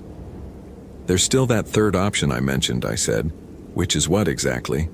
Instead of answering, I called out toward the pavilion. "Sarah, can you hear me?" "Yes." Her voice was weak but clear. "Are you okay?" Is David with you? David's safe and he's gonna stay that way. But I need you to listen very carefully. The man who's been holding you prisoner, he's David's brother-in-law, and he's been manipulating David from the beginning, using him to stay ahead of the search teams. Silence for a moment then. Michael did this. The kidnapper, Michael, was staring at me with something approaching respect. Clever, Mr. Garrett. But what exactly do you think this accomplishes? Sarah's a smart woman, I said. Smart enough to understand that her survival depends on David believing she's alive and safe, and smart enough to know that David trusts her voice more than anyone else's. I pulled out my satellite phone, relieved to discover that it was still functional despite the cracked casing, and dialed David's number. He answered on the first ring. Mr. Garrett, thank God. Did you find anything? I found her, David. Sarah's alive. Oh, Jesus. Is she okay? Can I talk to her? She's hurt, but she's gonna be fine. And yeah, you can talk to her. But David, there's something you need to know first. The person who took her, it's Michael. Silence. Then, what? That's impossible. Michael's been helping with the search. He's the one who suggested we hire you. I know, but he's been playing both sides, using the information from our conversations to stay ahead of everyone. Sarah can explain it better than I can. I held the phone toward the pavilion. Sarah, talk to your husband. Her voice carried clearly in the still air. David, honey, it's me. Sarah, oh God, are you really okay? I'm alive. Hurt and scared, but alive. David, I need you to listen to me very carefully. Michael has been lying to both of us. He's the one who kidnapped me, and he's been using you to gather information about the search. That can't be right. Michael's a psychologist. He was trying to help us understand. David, I know it's hard to believe, but Mr. Garrett is telling the truth. Michael has been keeping me prisoner for 4 days, trying to conduct some kind of psychological experiment. He's not the person we thought he was. I could hear David crying on the other end of the line. Not just sadness, but the sound of someone whose entire understanding of reality was collapsing. But he said he could help us find you. He said his psychological training would give us insights the police didn't have. I know, honey. He manipulated both of us. But the important thing is that I'm alive, and Mr. Garrett found me. Is Emma okay? She's here with me. She keeps asking when you're coming home. Tell her Mommy will be home very soon. And David, I need you to call 911 and tell them to send helicopters to these coordinates. She recited the GPS position I'd given her earlier. Tell them Mr. Garrett has found me and has the kidnapper in custody. The kidnapper is Michael? Yes, honey, I know it's hard to accept, but yes. Michael had been listening to this entire conversation with a strange expression on his face. Not angry or defeated, but almost relieved. Interesting, he said when Sarah finished talking. I hadn't anticipated this response. What response? Telling the truth. Most people in your situation would have tried to maintain the deception, avoid traumatizing David with the revelation of my betrayal. He seemed genuinely puzzled. Why did you choose honesty over psychological protection? Because lies are what got us into this mess in the first place, I said. David deserves to know what really happened, even if it hurts. But now he'll blame himself for trusting me, for inadvertently helping me stay ahead of the search. He'll carry that guilt for the rest of his life. Maybe, but at least he'll be carrying it with his wife and daughter beside him, instead of at the bottom of a cliff somewhere. Michael nodded slowly, like he was processing data from an unexpected experimental result. You may be right. Perhaps truth is more resilient than I believed. I kept the gun trained on him while I used my knife to cut Sarah's restraints. She was dehydrated and exhausted, but mobile. More importantly, she was pissed off in a way that told me she was going to recover from this experience stronger than before. 4 days, she said, looking at Michael with undisguised contempt. You kept me tied up for 4 days, making me think my husband and daughter might be better off without me. Also, you could satisfy your sick curiosity about human psychology. I was trying to help you discover your authentic self, he said quietly. I already knew my authentic self, you son of a bitch. I'm a woman who loves her family and will do whatever it takes to get back to them. The only thing you helped me discover is that there are people in this world so damaged that they think suffering is a gift.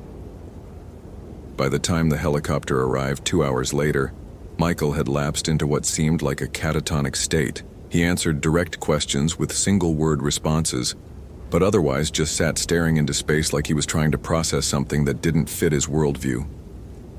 Sarah and I were airlifted to Olympic Medical Center in Port Angeles, where she was treated for dehydration and minor injuries while I got my shoulder relocated and my ribs x-rayed. Turned out I had 2 cracked ribs and a hairline fracture in my left wrist that I hadn't even noticed, but the physical damage was nothing compared to what we'd both been through psychologically. Sarah had spent 4 days believing she was going to die alone in the wilderness. I'd spent 3 days discovering that my abilities, everything I'd built my identity around, weren't enough to guarantee I could save someone who was counting on me. The reunion between Sarah and David was everything you'd hope for. Tears, desperate hugging, little Emma chattering about how she'd known Mommy would come home because Daddy promised she would. But underneath the joy, you could see the cracks. David was dealing with the realization that he'd been manipulated into helping torture his own wife. Sarah was processing the fact that someone she'd trusted had been planning to destroy her entire sense of self. They'd recover. Both of them were strong people with a solid relationship and good support systems, but they'd been changed by the experience in ways that would probably affect them for the rest of their lives. As for me, that case taught me something important about the work I'd chosen to do. It's not enough to have special abilities or years of experience, or even the determination to never give up. Sometimes the people you're trying to save are being threatened by the very people who've asked for your help. Sometimes the real enemy isn't the wilderness or bad weather or equipment failures. Sometimes it's the human capacity for self-deception, for convincing ourselves that our worst impulses are actually noble purposes. Michael was sentenced to life in prison without parole. During his psychological evaluation, it came out that he'd been responsible for at least 3 other disappearances over the past 5 years, all conducted as experiments to understand human behavior under extreme stress. The authorities recovered video recordings of his sessions with previous victims. I was asked to review them as part of the investigation, to provide insights into his methods and mindset. I watched about 10 minutes of the first recording before I had to leave the room and throw up. Not because of graphic violence. Michael was too sophisticated for simple brutality, but because of the methodical way he broke people down psychologically, convinced them that they deserved whatever was happening to them, that their suffering was somehow meaningful.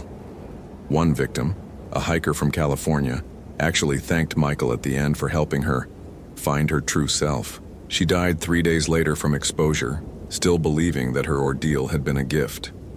That's when I understood what Sarah meant about authentic selves. Michael's authentic self wasn't a brilliant psychologist conducting important research. It was a broken man who'd convinced himself that if he could make other people suffer the way he suffered, somehow his own pain would make sense. The authentic self isn't always something beautiful or noble. Sometimes it's just human wreckage that's learned to justify its damage by inflicting it on others. I kept working wilderness cases after that, but I never again assumed that the families who hired me were automatically trustworthy. I learned to verify information independently, to look for inconsistencies in people's stories, to consider who might benefit from keeping a missing person missing. Most importantly, I learned that my special abilities, my tracking skills, my instincts, my connection to the natural world, they're tools, not magic. They can help me find people who are lost, but they can't protect me from people who are found but still dangerous. The Sarah Chen case made my reputation as a wilderness investigator, but it also marked the beginning of something darker in my life. After that, the cases that found their way to my door weren't just about people getting lost in the woods. They were about the predators who used the wilderness as their hunting ground, the damaged souls who saw isolation as an opportunity rather than a risk. Looking back now, I can see that Michael was just the first in a series of encounters with people who'd learned to weaponize the very landscapes I loved. People who understood that the places where I felt most at home could also be turned into perfect killing grounds. But that's a story for another time. Right now, It's enough to say that Sarah Chen went home to her family. David learned to forgive himself for being human, and little Emma got her mommy back. As for me, I got a reminder that the most dangerous predators aren't always the ones with claws and fangs. Sometimes they're the ones who smile while they explain why your suffering is necessary. Sometimes they're the ones who convince you to help them do it.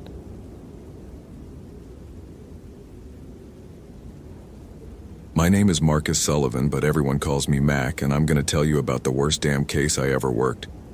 This was back in October 2008, right when the whole country was going to hell with the financial crisis.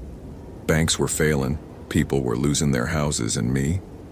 Well, I'd been out of the Forest Service for about 3 years by then, doing private consulting work for families who couldn't get the resources they needed from overwhelmed agencies. I was living in a little cabin outside Port Angeles, Washington, trying to make ends meet like everyone else that year.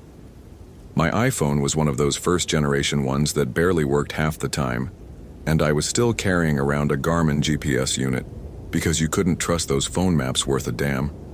Especially not out in the Olympic Peninsula where cell towers were scarce as hen's teeth. See, after 15 years as a ranger, I'd developed some, let's call them specialized skills. I could track things other people couldn't see, not just animals, but people too. I could read the forest like most folks read a newspaper, picking up on things that were just slightly off, slightly wrong.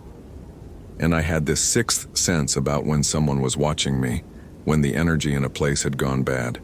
These weren't things they taught you at the academy, but when you spend that much time in the wilderness, you either develop these instincts, or you don't make it out of some situations.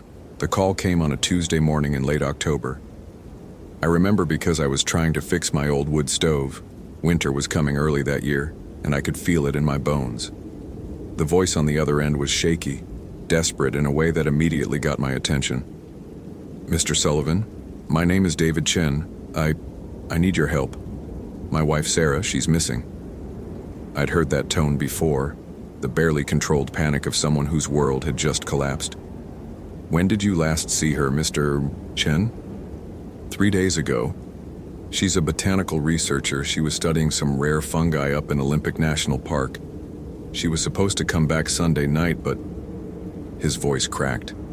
She never came home. Our daughter Emma keeps asking when mommy's coming back, and I don't know what to tell her.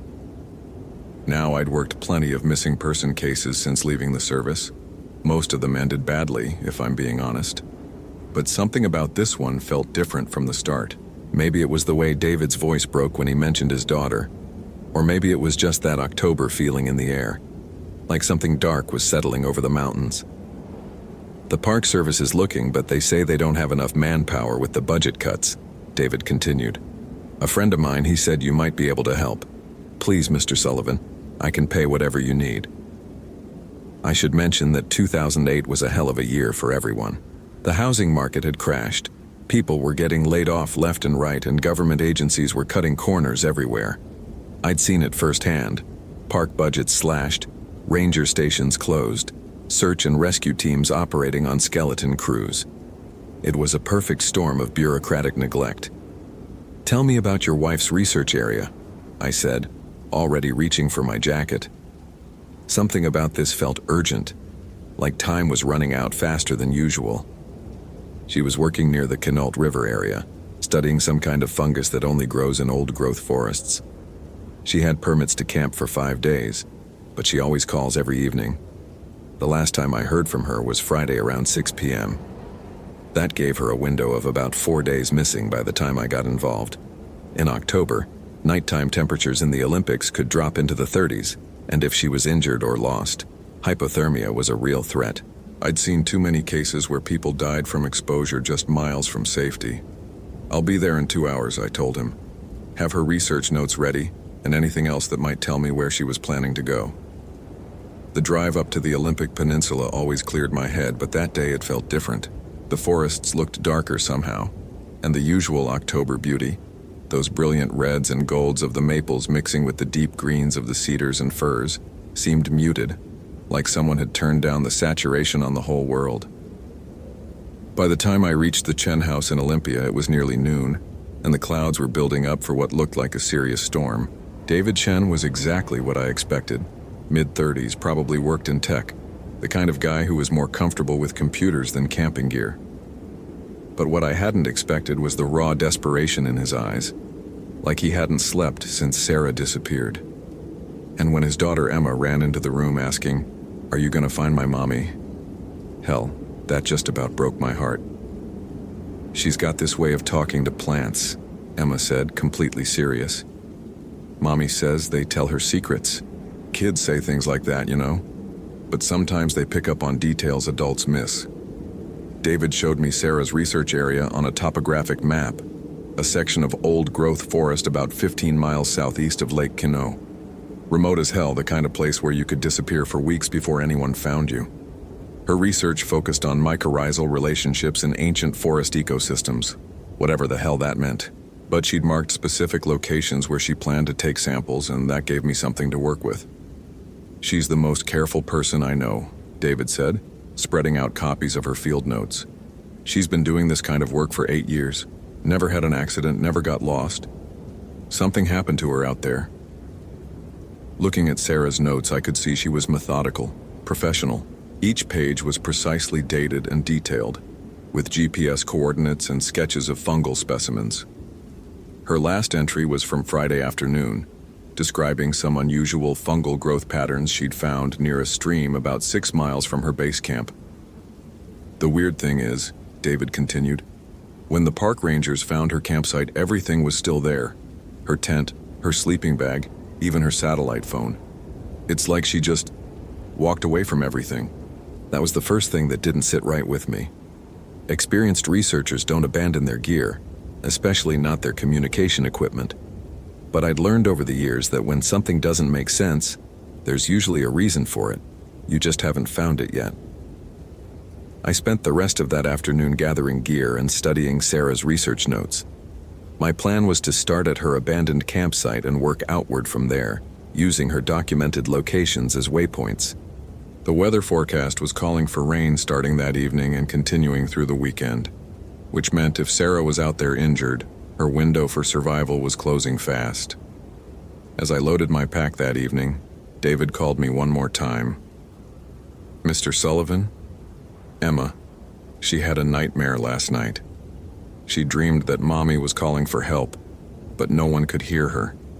Kids have wild imaginations, but sometimes they pick up on things adults miss," I finished. "I'll find her, David, one way or another." What I didn't tell him was that I'd already started getting that familiar feeling, the one that meant this case was going to be different from the others. There was something in the air, something wrong with the whole situation that I couldn't quite put my finger on yet. But after all the shit I'd been through in my previous cases, I'd learned to trust those instincts. The next morning I drove out to the trailhead before dawn. October mornings in the Olympics are something special. That crisp air that bites at your lungs, the way the light filters through the mist rising from the rivers, the absolute silence that only comes from being miles away from civilization. But as I hiked toward Sarah's last known location, I started noticing things that didn't feel right. The first sign was the birds, or rather, the lack of them. Usually that area would be full of ravens, jays, woodpeckers going about their morning routines. But the forest was dead quiet, like all the wildlife had decided to be somewhere else. In my experience, when animals avoid an area, there's usually a good reason for it. Sarah's campsite was exactly like David had described. Everything still in place, no signs of struggle, just abandoned like she'd stepped away for a few minutes and never came back. But as I examined the area more carefully, I started picking up on details the park rangers had missed. For one thing, her gear was too neat. When people pack up camp intending to come back, they don't fold everything perfectly. And her boots were placed too precisely by the tent entrance, like someone had positioned them there rather than just kicked them off. Small details, but after 15 years of tracking people through the wilderness, you learn to read the stories that scenes tell you. The second thing that bothered me was the footprints around the campsite. Sarah's were there, of course. Size 7 hiking boots with a distinctive wear pattern on the right heel. But there were other prints too, partially obscured by the morning dew, like someone had tried to brush them out without completely erasing them. Size 11 men's boots, expensive from the look of the tread pattern. Someone had been watching her. I spent the morning following Sarah's documented research sites, and that's when my tracking skills really kicked into high gear. See, most people think tracking is just about following footprints, but it's really about reading the whole story the environment tells you. A bent twig here, a disturbed patch of moss there, the way the morning dew settles differently on vegetation that's been brushed against. All of it adds up to a picture of what happened. What I found was that Sarah had been methodical in her work, just like her notes suggested. She'd visit a site, take samples, document her findings, then move to the next location. But starting around Thursday, her movement patterns changed. Instead of the careful, deliberate pace of someone focused on scientific work, her tracks showed signs of hurry, even panic. Longer strides, deeper impressions where she'd been moving fast, scraped bark on trees where she'd been less careful about her path. And those size 11 boots? They were following her, staying about 50 yards back, matching her pace but never getting too close. This wasn't some chance encounter with another hiker. Someone had been stalking Sarah Chen for at least 2 days before she disappeared. By Thursday afternoon, I'd traced her path to the area she'd described in her last field notes. A section of old-growth cedar and fir along a small tributary of the Quinault River. The fungal growth she'd been studying was impressive, I'll give her that. These massive bracket fungi growing out of ancient cedar stumps, some of them larger than dinner plates, creating these weird formations that looked almost deliberate, like someone had been arranging them. But what got my attention wasn't the fungi, it was the camp. Hidden about 100 yards upstream, carefully concealed, but not well enough to fool someone with my experience, was a second campsite. And this one definitely hadn't been set up by any botanical researcher. Military surplus gear, all of it high-end. A camouflage tent positioned to give a clear view of Sarah's research area. Long-range binoculars, and scattered around the site, notebooks filled with observations that made my blood run cold. Subject exhibits typical urban anxiety responses to wilderness isolation. Read one entry, dated 3 days earlier. Increased vigilance behaviors noted on day 2. Recommend psychological pressure application to accelerate fear response development. There were pages of this shit. Clinical observations about Sarah's behavior, her daily routines, her reaction to various stimuli. Someone had been studying her like a lab rat, documenting her responses to stress, fear, and isolation. And the handwriting was educated, precise, like someone with scientific training. But the thing that really got to me was the last entry, dated the day Sarah disappeared. Subject ready for next phase of behavioral analysis. Recommend isolation protocol implementation. Hypothesis. Urban adapted humans will regress to primitive survival behaviors when removed from technological support systems. Jesus Christ. I was looking at the notes of someone who'd been conducting psychological experiments on Sarah Chen, treating her disappearance as some kind of twisted research project. That's when I heard it. A scream, faint but unmistakably human, coming from somewhere deeper in the forest. My training kicked in immediately. I grabbed my radio to call it in but got nothing but static. Checked my GPS. The signal was weak but functional. My iPhone showed no bars, which wasn't surprising this deep in the mountains. The scream came again, and this time I could tell it was female, probably Sarah. But the acoustics in that forest were tricky. Sound bounced off the tree trunks and rocky outcrops in ways that could fool you about direction and distance. Still, I had a general bearing, and my instincts were screaming that time was running out. I should have called for backup right then. Should have hiked back to where I could get a radio signal and brought in a whole search team. But something about those notebook entries, the clinical coldness of whoever had been watching Sarah, told me that conventional rescue approaches might not work.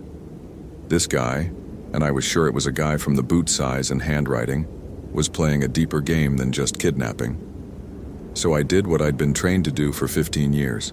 I started tracking. The scream had given me a direction, and once I started looking, I could see the signs. Broken undergrowth where someone had passed recently, disturbed soil patterns, even the subtle way certain plants had been bent by passage. 2 sets of tracks this time. Sarah's distinctive boots, but the stride pattern was off, suggesting she was being forced along at an uncomfortable pace, and those size 11 boots right behind her. The trail led deeper into the forest, away from any marked paths, into terrain that got rougher and more isolated with every step. And that's when I started noticing that we weren't alone out there. I've always had this ability to sense when someone's watching me. Call it paranoia, call it survival instinct, call it whatever you want. But that afternoon, the feeling was stronger than it had ever been. Someone was tracking me while I tracked them, staying back far enough to avoid detection, but close enough to keep tabs on my progress. Every few hundred yards, I'd stop and listen, trying to pick up sounds that didn't belong. And twice I caught glimpses of movement in my peripheral vision, just shadows between the trees, but moving with purpose, with intelligence. Whoever had Sarah wasn't just running blindly through the forest. He was leading me somewhere specific, using her as bait to draw me deeper into his territory. The rain started around 3 in the afternoon, just like the weather forecast had predicted. At first it was just a light drizzle filtering down through the canopy, but within an hour it had turned into a steady downpour that soaked through everything and made tracking 10 times harder. The forest sounds changed too. The constant drumming of water on leaves drowned out smaller noises, making it easier for someone to move without being heard. But rain also reveals things: fresh footprints in muddy ground, disturbed vegetation that shows up clearer when it's wet, and the scent trails that my subconscious mind picked up on even when I wasn't fully aware of it. The trail was still there, still readable, but I was moving slower now, more carefully. That's when I found the first trap. It was subtle, professional, a deadfall positioned to look natural, but designed to crush anyone who stepped in the wrong spot. If I hadn't been moving so carefully, if I hadn't developed that paranoid attention to detail that kept me alive through 15 years of wilderness work, I would have walked right into it. And that's when I knew for sure that this wasn't just some opportunistic predator who'd grabbed Sarah on impulse. This was someone with military or survival training, someone who'd been planning this for a while, someone who understood the psychology of pursuit. He was turning the forest into his laboratory, and both Sarah and I were his test subjects. The second trap was even more sophisticated, a snare designed to catch someone at ankle height, hidden under fallen leaves and positioned at a natural choke point where the terrain funneled any pursuer into a specific path. But I'd been doing this long enough to recognize the signs: vegetation that was too uniform, ground that was too level, shadows that fell wrong. By the time I found the third trap, I was starting to understand the pattern. This guy wasn't just trying to slow me down or injure me, he was testing me, seeing how good I really was, whether I was worthy of whatever game he was playing. Each trap was a little more complex, a little more dangerous, like he was escalating the difficulty to match my skill level. And somewhere up ahead, Sarah Chen was paying the price for his psychological experiments. The trail led to a small clearing where someone had built what looked like a primitive shelter. Logs and branches arranged to create a windbreak, a fire pit that had been used recently, and drag marks in the dirt that suggested someone had been held there against their will. But by the time I reached it, the place was abandoned except for a single sheet of paper weighted down with a rock. The handwriting was the same as the notebook entries I'd found. Mr. Sullivan, and yes, I know who you are. You're better than I expected. Your reputation for tracking skills appears to be well earned. But can you think as well as you can follow a trail? Your next move determines whether Ms. Chen lives or dies. Choose wisely. Below that was a crude map showing 2 different paths leading away from the clearing. One marked the easy way, led back toward the main trail system. The other, marked the hard way, led deeper into the most remote part of the forest. Terrain that was rough even by Olympic Peninsula standards. At the bottom of the note, you have 2 hours to decide. Ms. Chen's survival depends on your choice. I do hope you'll take the more interesting route. I stood there in the rain trying to think like this bastard, trying to understand his psychology. He'd been studying Sarah, but now he was studying me too. This wasn't about ransom or sexual assault or any of the usual motives. This was about something deeper, more twisted. He wanted to see how far he could push people, how they'd react under extreme stress. But he'd made one crucial mistake. He thought I was like his other victims, that I'd react predictably to psychological pressure. What he didn't know was that I'd been through this kind of mindfuck before, in previous cases that had left their own scars on my psyche. And I'd learned that when someone tries to control you by giving you choices, the real answer is usually to do something they haven't anticipated. Instead of taking either path, I started following the water. The tributary we'd been paralleling had to lead somewhere, and in terrain like this, water was always the key to navigation. More importantly, if this guy was as smart as he seemed, he'd need a reliable water source for whatever installation he was using to hold Sarah. My bet paid off about a mile downstream, where the tributary curved around a rocky outcrop and formed a natural pool. Hidden in the rocks above the pool was an old mining cabin, probably dating back to the 1920s when people still thought they could get rich pulling gold out of Olympic Peninsula streams. But this cabin had been renovated, reinforced, turned into something that looked like a cross between a research station and a prison. Solar panels on the roof, a radio antenna, and bars welded over the windows. Through one of those windows, I could see Sarah Chen tied to a chair, very much alive but clearly terrified. And standing beside her, watching me through military-grade binoculars, was the man who'd been playing games with us all afternoon. Even from 100 yards away, I could see he was smiling. That's when everything went straight to hell. My Garmin GPS unit suddenly died. Not just ran out of battery, but completely fried like someone had hit it with an electromagnetic pulse. My radio started picking up nothing but static, then went dead too. Even my iPhone, which had been useless for calls but still functioned as a camera and compass, just shut off and wouldn't restart. The rain was getting heavier, turning into one of those October storms that could drop temperatures 20 degrees in an hour and soak you to the bone in minutes. And I was starting to realize that I'd walked into exactly the trap this son of a bitch had been setting all along. He hadn't been leading me to his location by accident. He'd been drawing me into terrain where all my technological advantages would fail, where I'd be reduced to nothing but my basic survival skills and whatever equipment I was carrying on my back. The electromagnetic interference that killed my electronics wasn't natural. He'd set up some kind of jamming system to level the playing field. But the real problem wasn't the dead equipment.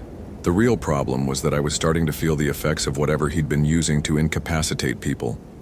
Not drugs in the traditional sense, but something more subtle. A low-level disorientation that made it harder to think clearly, harder to trust my own instincts. I'd been tracking him for hours, breathing in whatever he'd been dispersing into the air around his territory. Some kind of aerosol compound that affected cognitive function without being immediately obvious. By the time you realized what was happening, you'd already been compromised for hours. And that's when I made my first real mistake of the day. Instead of falling back and reassessing the situation, instead of finding a way to call for backup, despite the electronic interference, I let my anger and my concern for Sarah push me into taking risks I normally wouldn't take. I tried to approach the cabin directly using the rocky terrain for cover, planning to get close enough to assess his defenses before making a move. But 20 yards from the building, I stepped wrong and went through what I thought was solid ground. It wasn't a natural sinkhole, it was another trap. This one designed to capture rather than kill. A pit about 8 feet deep, with sides too steep to climb easily, and a bottom that had been lined with something soft enough to prevent serious injury, but effective enough to keep me contained. From the bottom of the pit, I could hear him laughing. Not the maniacal laughter of someone who'd lost his mind, but the genuinely amused chuckle of someone who'd just seen his hypothesis confirmed. "Mr. Sullivan," his voice carried clearly through the rain, "I have to admit you lasted longer than most. Your reputation for wilderness skills is well-deserved, but in the end, you made the same mistake they all make. You let emotion override logic." I could see him now, standing at the edge of the pit, a man in his 40s with graying hair and the kind of calm, analytical expression you'd expect from a college professor, which I later learned was exactly what he'd been before his own psychological break.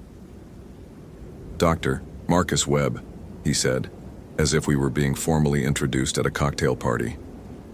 "PhD in behavioral psychology, formerly of the University of Washington, currently conducting independent research into human survival responses under extreme stress." "Where's Sarah?" I called up from the pit, trying to keep my voice steady despite the rage building in my chest. "Ms. Chen is fine for the moment," Webb replied. "She's been an excellent test subject. Highly intelligent, resourceful, but with predictable urban anxiety responses to wilderness isolation. Rather like yourself, actually, though you've been far more entertaining to observe.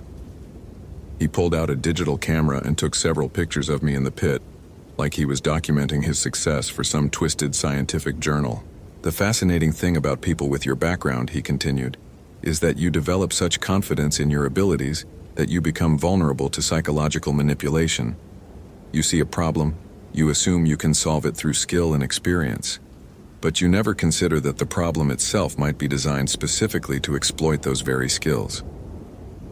I was starting to understand what I was dealing with. This wasn't some random psychopath who'd snapped and started killing people. This was someone who'd spent years studying human psychology, who understood exactly how to push people's buttons, how to make them react in predictable ways. "What happened to you, Webb?" I asked, partly to keep him talking and partly because I genuinely wanted to understand. What turned a psychology professor into this? His expression changed, became more distant, like he was remembering something painful. "I was conducting research on stress responses in wilderness environments," he said. "Legitimate research, funded by the university, designed to help develop better training programs for search and rescue personnel. But the ethics committee kept limiting my work, insisting on safety protocols that made it impossible to gather meaningful data. The rain was coming down harder now, and I was starting to shiver in the bottom of the pit, but I kept him talking, hoping he'd make a mistake, give me an opportunity. "So you decided to conduct unauthorized experiments," I said. "I decided to pursue real science," he corrected. "The kind of research that actually advances human knowledge instead of protecting people's feelings. Do you know what I've learned in 3 years of fieldwork, Mr. Sullivan? I've learned that modern humans are incredibly fragile when removed from their technological support systems." He gestured toward the forest around us. "Take away their GPS, their cell phones, their ability to call for help, and they revert to primitive panic responses within hours. Even trained professionals like yourself. It's absolutely fascinating from an evolutionary psychology perspective. How many people have you killed, Webb?" "Killed?" He seemed genuinely surprised by the question. "Mr. Sullivan, I'm not a murderer. I'm a researcher. My subjects are released after the data collection is complete. Most of them, anyway." The qualification at the end chilled me more than the October rain. "Sarah Chen has a 6-year-old daughter who's wondering when her mommy is coming home," I said, trying a different approach. "Whatever scientific justification you've constructed for this, you're destroying real people's lives." For just a moment I saw something flicker across his face. Doubt, maybe, or the ghost of whatever conscience he'd once possessed. But it was gone quickly, replaced by that clinical detachment. "Emotional appeals are a predictable response to powerlessness," he said. "I've documented this behavior pattern extensively. The subject attempts to humanize himself and his situation, hoping to trigger empathy in the captor. It rarely works, of course, but the attempt is psychologically inevitable." He took a few more pictures, then turned away from the pit. "I'll be back in a few hours to begin the next phase of the experiment," he called over his shoulder. "Try not to develop hypothermia before then. It would compromise the data." And then he was gone, leaving me alone in a pit that was rapidly filling with cold rainwater, with night falling and temperatures dropping toward freezing.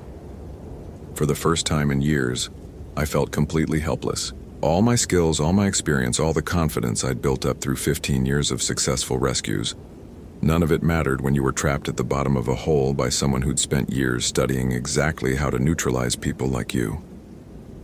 But as I sat there in the cold and dark, listening to Sarah's occasional cries from the cabin, I started thinking about something Emma Chen had said. "Mommy says plants tell her secrets. Kids notice things adults miss. And maybe Sarah Chen had noticed something about the forest around Webb's hideout. Something she'd documented in her research before he'd grabbed her. Something that could give me an advantage if I was smart enough to figure it out." The pit wasn't completely escape-proof. Webb had designed it to hold people temporarily, not permanently. The walls were steep, but not vertical, and the rain was providing handholds where water had carved small channels in the dirt. It took me almost an hour of careful climbing, slipping back twice and nearly breaking my ankle once. but I finally managed to haul myself out. My clothes were soaked, my body temperature was dropping fast, and I had no functioning electronics. But I was free, and I was pissed off in a way that burned through the fear and the cold like gasoline on a fire. Webb had made one crucial error in his psychological analysis. He'd assumed that my wilderness skills were just technical abilities, things I'd learned through training and experience.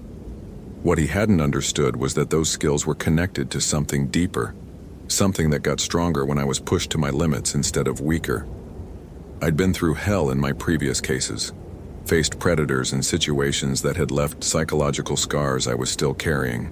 But each of those experiences had taught me something about surviving when survival seemed impossible, about finding strength in places I didn't know I had. The forest around Webb's cabin wasn't just randomly chosen terrain, it was his laboratory, set up to maximize psychological pressure on his subjects. But that also meant he'd modified it in ways that someone with my experience could recognize and exploit. The electromagnetic interference that had killed my electronics was coming from equipment he'd hidden around the area. Find that equipment and disable it, and I might be able to call for backup. The aerosol compound that had been affecting my thinking was being dispersed through a system that required power and regular maintenance. Disrupt that system, and I'd regain full cognitive function. More importantly, Webb's whole operation depended on isolation and control. Take away his ability to monitor and manipulate the environment, and he'd be reduced to just another middle-aged academic with delusions of grandeur. But first, I had to deal with the immediate problem. Sarah Chen was still in that cabin, and Webb would be back soon to continue whatever twisted experiment he had planned for both of us. I spent the next hour reconnoitering his setup, using skills I'd developed in situations where making noise or being seen meant death. Webb's operation was more sophisticated than I'd initially thought. Solar panels, battery banks, radio equipment, and what looked like a small weather station for monitoring local conditions. But sophistication also meant vulnerability. All that equipment needed to work together, and if you understood the connections, you could turn the whole system against itself. The power system was the key. Webb was using solar panels to charge a bank of marine batteries, which powered everything from the electronic jamming equipment to the lights in the cabin. Disable the batteries, and his whole operation would go dark within minutes. But I needed to time it right. If I cut the power too early, he'd know something was wrong and might hurt Sarah before I could reach her. Too late, and he'd already be back to continue his experiment. I found his defensive perimeter about 50 yards from the cabin. Motion sensors connected to a small computer that would alert him if anyone approached. But the sensors were designed to detect normal movement patterns, not someone who'd spent 15 years learning to move through wilderness terrain without being detected. The trick was patience, something that goes against every instinct when someone you're trying to save is in immediate danger. But Webb was right about one thing. Emotion could make you predictable, could lead you into traps designed by someone who understood human psychology. So I waited. And while I waited, I studied his setup, looking for weaknesses, for ways to turn his own sophistication against him. The jamming equipment was military surplus, powerful, but not particularly sophisticated. It was designed to disrupt communications over a wide area, but that also meant it consumed enormous amounts of power. Shut down the power supply and the jamming would stop immediately. The cabin itself was well defended but not impregnable. Webb had reinforced the door and put bars on the windows, but he hadn't anticipated someone with my particular combination of skills and desperation. The roof was the weak point, old wood that had been patched but not completely replaced, and a chimney that might provide access if I was willing to take the risk. But the real breakthrough came when I found Webb's research notes, hidden in a waterproof container near his power station.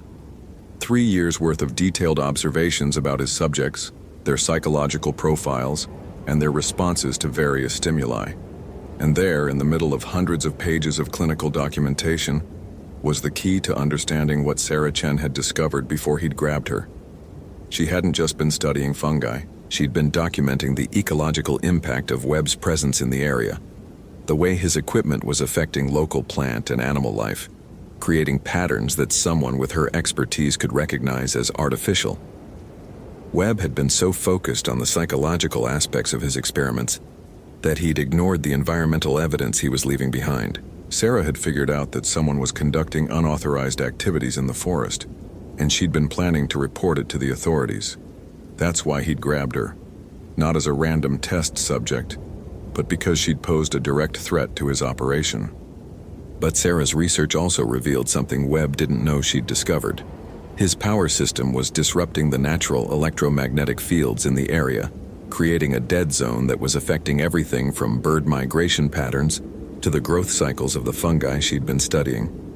And if you understood those patterns, you could predict exactly where his equipment was located, how it was connected, and where to hit it to cause maximum disruption. Webb returned to the cabin just after midnight, carrying a laptop computer and what looked like additional recording equipment.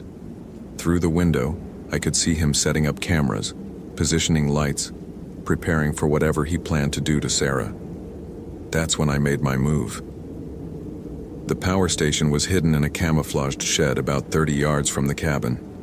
Webb had done a good job concealing it, but Sarah's research had given me the location to within a few feet. Getting inside without triggering his security system required every stealth skill I'd developed over the years, but I managed it. The setup was exactly what I'd expected. Solar panels feeding into a battery bank, with power distribution panels controlling everything from lights to the electronic jamming equipment. But Webb had made one crucial mistake. He'd used standard commercial equipment, the kind you could buy at any electronics store, instead of truly military-grade gear. I didn't just cut the power, I rewired it. Instead of shutting down his system, I turned it against him. The jamming equipment that had been blocking my radio calls became a beacon broadcasting on emergency frequencies. The motion sensors that had been protecting his perimeter started sending continuous false alarms. The lighting system that had been under his control became a strobe pattern that would be visible to aircraft for miles. And the electromagnetic interference that had been affecting my equipment suddenly cleared, allowing my iPhone to connect to a cell tower just long enough to send a text message to the emergency contact I'd programmed years earlier. Olympic NP, GPS coordinates follow. Officer needs assistance. Multiple casualties. But the most important change was the aerosol system Webb had been using to affect his subject's cognitive function. Instead of dispersing whatever compound he'd been using, the ventilation system was now pulling in fresh air from outside, clearing the drugs from both Sarah's system and my own. Within minutes, I could think clearly for the first time in hours. And more importantly, I could feel my abilities coming back at full strength. Not just the technical skills, but those deeper instincts that had kept me alive through situations that should have killed me. Webb realized something was wrong about the same time I finished rewiring his power system. Through the cabin window, I could see him checking his monitoring equipment, seeing nothing but error messages and failed connections. "Mr. Sullivan," his voice carried clearly through the night air. "I know you're out there, very clever, turning my own equipment against me, but you've only delayed the inevitable. I still have Ms. Chen, and if you don't surrender in the next 5 minutes, I'll be forced to accelerate the timeline of my research." He was trying to regain control through threats, but I could hear the uncertainty in his voice. His carefully planned experiment was falling apart, and he was improvising now, making decisions based on emotion instead of logic. "Here's a better idea, Webb," I called back, my voice carrying the kind of confidence that comes from being back in your element. "You let Sarah go, and I'll consider not breaking every bone in your body when I come through that door. You're in no position to make threats, Mr. Sullivan. I have the tactical advantage of position and preparation. You're exhausted, hypothermic, and operating without backup in terrain I've spent 3 years learning to control." He was right about the tactical situation, but he was wrong about my condition. The drugs were clearing out of my system. My core body temperature was stabilizing now that I was moving and focused, and I was operating in exactly the kind of environment where my skills worked best. "Tell me something, Webb," I said, moving position as I talked to make it harder for him to track my voice. "In all your research into human psychology, did you ever study what happens when you corner a predator instead of prey?" That shut him up for a moment. I could see him through the window, checking his weapon, a military-style rifle that looked like it had never been fired outside a gun range, and trying to locate me in the darkness. "The thing about people like you," I continued, is that you think intelligence is the same thing as wisdom, that understanding human psychology in a laboratory setting means you can control it in the real world. But you've never been in a situation where your own survival actually depended on your decisions. I was close enough now to see the sweat on his face despite the cold, to see the way his hands were shaking as he tried to cover both the door and the window with his rifle. I've been doing this for 15 years, Webb. I've tracked killers through terrain that would break most people, faced predators who were smarter, better armed, and more desperate than you are. And you know what I learned from all those cases? The cabin door was reinforced, but the hinges were on the outside. A basic construction error that Webb had never noticed, because he'd been focused on keeping people in rather than keeping people out. I learned that when you're fighting for someone else's life, when you've got families counting on you to bring their loved ones home, you can do things that seem impossible. You can find strength you didn't know you had, abilities that go beyond anything you learned in training. I could hear Sarah crying now, whether from relief at hearing my voice or fear of what was about to happen. But I could also hear something else, the distant sound of helicopter rotors still miles away but getting closer. The cavalry's coming, Webb. My emergency signal got through before you could stop it, and there are going to be FBI agents, park rangers, and probably a SWAT team converging on this location within the next 30 minutes.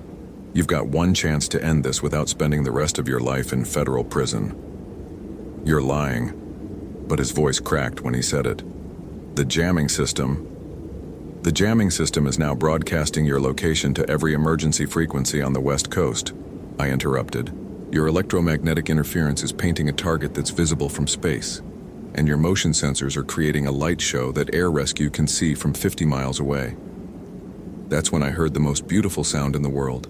Sarah Chen's voice, clear and strong despite everything she'd been through. Mac Sullivan? Oh God, thank you. This bastard has been keeping me here for 3 days, making me answer psychological questionnaires while he— Shut up! Webb screamed, and I heard the sound of him hitting her. That's when the last of my restraint disappeared. I've been in situations where I had to hurt people to save lives, but I'd never felt the kind of cold rage that washed over me when I heard Webb strike Sarah. This wasn't about law enforcement anymore. Wasn't about following procedures or gathering evidence for prosecution. This was about a 6-year-old girl who wanted her mother to come home. The cabin door had 3 hinges, all of them secured with standard hardware store bolts. It took me about 30 seconds to remove them with my multi-tool, working in complete silence while Webb was distracted by the approaching helicopter sounds. When I came through that door, Webb had his rifle pointed at Sarah's head, using her as a shield while he tried to process what was happening. But he made the same mistake that most academics make when they try to apply theoretical knowledge to real-world situations. He assumed he understood variables he'd never actually experienced. "Stay back, Sullivan," he said, but his voice was high and shaky now, nothing like the calm, academic tone he'd used during his psychological games. "I'll kill her, I swear to God I'll—" "No, you won't," I said, walking toward him with the kind of steady confidence that comes from absolute certainty. "Because you're not a killer, Webb. You're a researcher who's been playing with forces you don't understand, and now you're in over your head." He was trying to back away from me while keeping the rifle trained on Sarah, but the cabin was small and there wasn't anywhere to go, and I could see in his eyes the moment when he realized that all his psychological theories, all his understanding of human behavior under stress, hadn't prepared him for this. You studied fear, Webb, but you never experienced it yourself. You observed panic in your test subjects, but you never felt what it's like when your own survival is on the line. And that's your weakness. The rifle was shaking in his hands now, the barrel wavering as he tried to keep it pointed at Sarah while watching me approach. He was discovering what every academic learns when they try to apply classroom theory to real-world situations. Knowledge isn't the same thing as experience. The thing about real predators, I continued, is that they don't need to think about what they're going to do. They don't run psychological experiments or collect data. When someone threatens something they're protecting, they just act. And that's exactly what I did. I'd spent 15 years learning to move in ways that confused and disoriented dangerous people, to use the environment and my opponent's expectations against them. Webb had studied human psychology, but he'd never faced someone who'd been trained to kill efficiently, and had the emotional motivation to do it without hesitation. The fight was over in less than 10 seconds. Webb's rifle flew across the cabin and discharged into the wall, missing both Sarah and me by several feet. Webb himself ended up face down on the floor with my knee in his back and my hand controlling his head in a way that made it very clear his academic career was permanently over. "Sarah," I said, my voice steady despite the adrenaline coursing through my system. "Are you hurt? Can you move?" I'm okay," she said, crying now, but with relief rather than fear. He wasn't interested in that. He just wanted to study how I reacted to stress, to isolation, to... Her voice trailed off. "It's over," I told her, securing Webb's hands with zip ties from my emergency kit. "You're safe, and you're going home to Emma and David." The helicopter arrived about 10 minutes later, followed by a convoy of Park Service and FBI vehicles that had somehow managed to navigate the forest roads in the dark. By dawn, Webb was in federal custody and Sarah was in a hospital being checked for the effects of whatever drugs he'd been using on her. But the real end of the story came 3 days later, when I drove Sarah home to Olympia and watched Emma Chen run into her mother's arms with the kind of joy that makes everything else worth it. David Chen tried to pay me, of course, but some cases aren't about money. Some cases are about reminding yourself why you do this work, why you put yourself through the trauma and the danger and the sleepless nights. As I drove back to my cabin that evening, I realized that Webb had been wrong about almost everything, but especially about one thing. He'd thought that modern humans were fragile when removed from their technological support systems, that we'd revert to primitive panic when faced with genuine survival situations. What he'd missed was that some of us had never stopped being primitive, had never lost touch with those deeper instincts that kept our ancestors alive in a world full of predators. We'd just learned to hide it under layers of civilization and education and professional courtesy. But when someone threatens the people we're protecting, when a child's future depends on our actions, all that civilized restraint disappears pretty quickly. My name is Marcus Sullivan, but everyone calls me Mac, and I'm telling you this story because I want you to understand something about the world we live in. There are predators out there who think they understand human nature, who believe they can control and manipulate people through psychological tricks and academic theories. But they're wrong. And when they make the mistake of hunting in my territory, they find out just how wrong they can be. Sarah Chen went back to her research 6 months later, working with a team instead of alone. And her work on fungal ecosystems eventually contributed to better forest management practices throughout the Pacific Northwest. Emma Chen is 13 now, still asking her mother about plant secrets and still believing that some people have the job of finding lost things. And me? Well, I'm still taking cases, still tracking predators through terrain that would break most people, still carrying the scars from situations like Webb's laboratory. Because someone has to do it. Someone has to be the one who comes looking when the civilized world fails, who operates by older rules than the ones they teach in psychology textbooks. Someone has to be the thing that predators have nightmares about, and that someone might as well be me.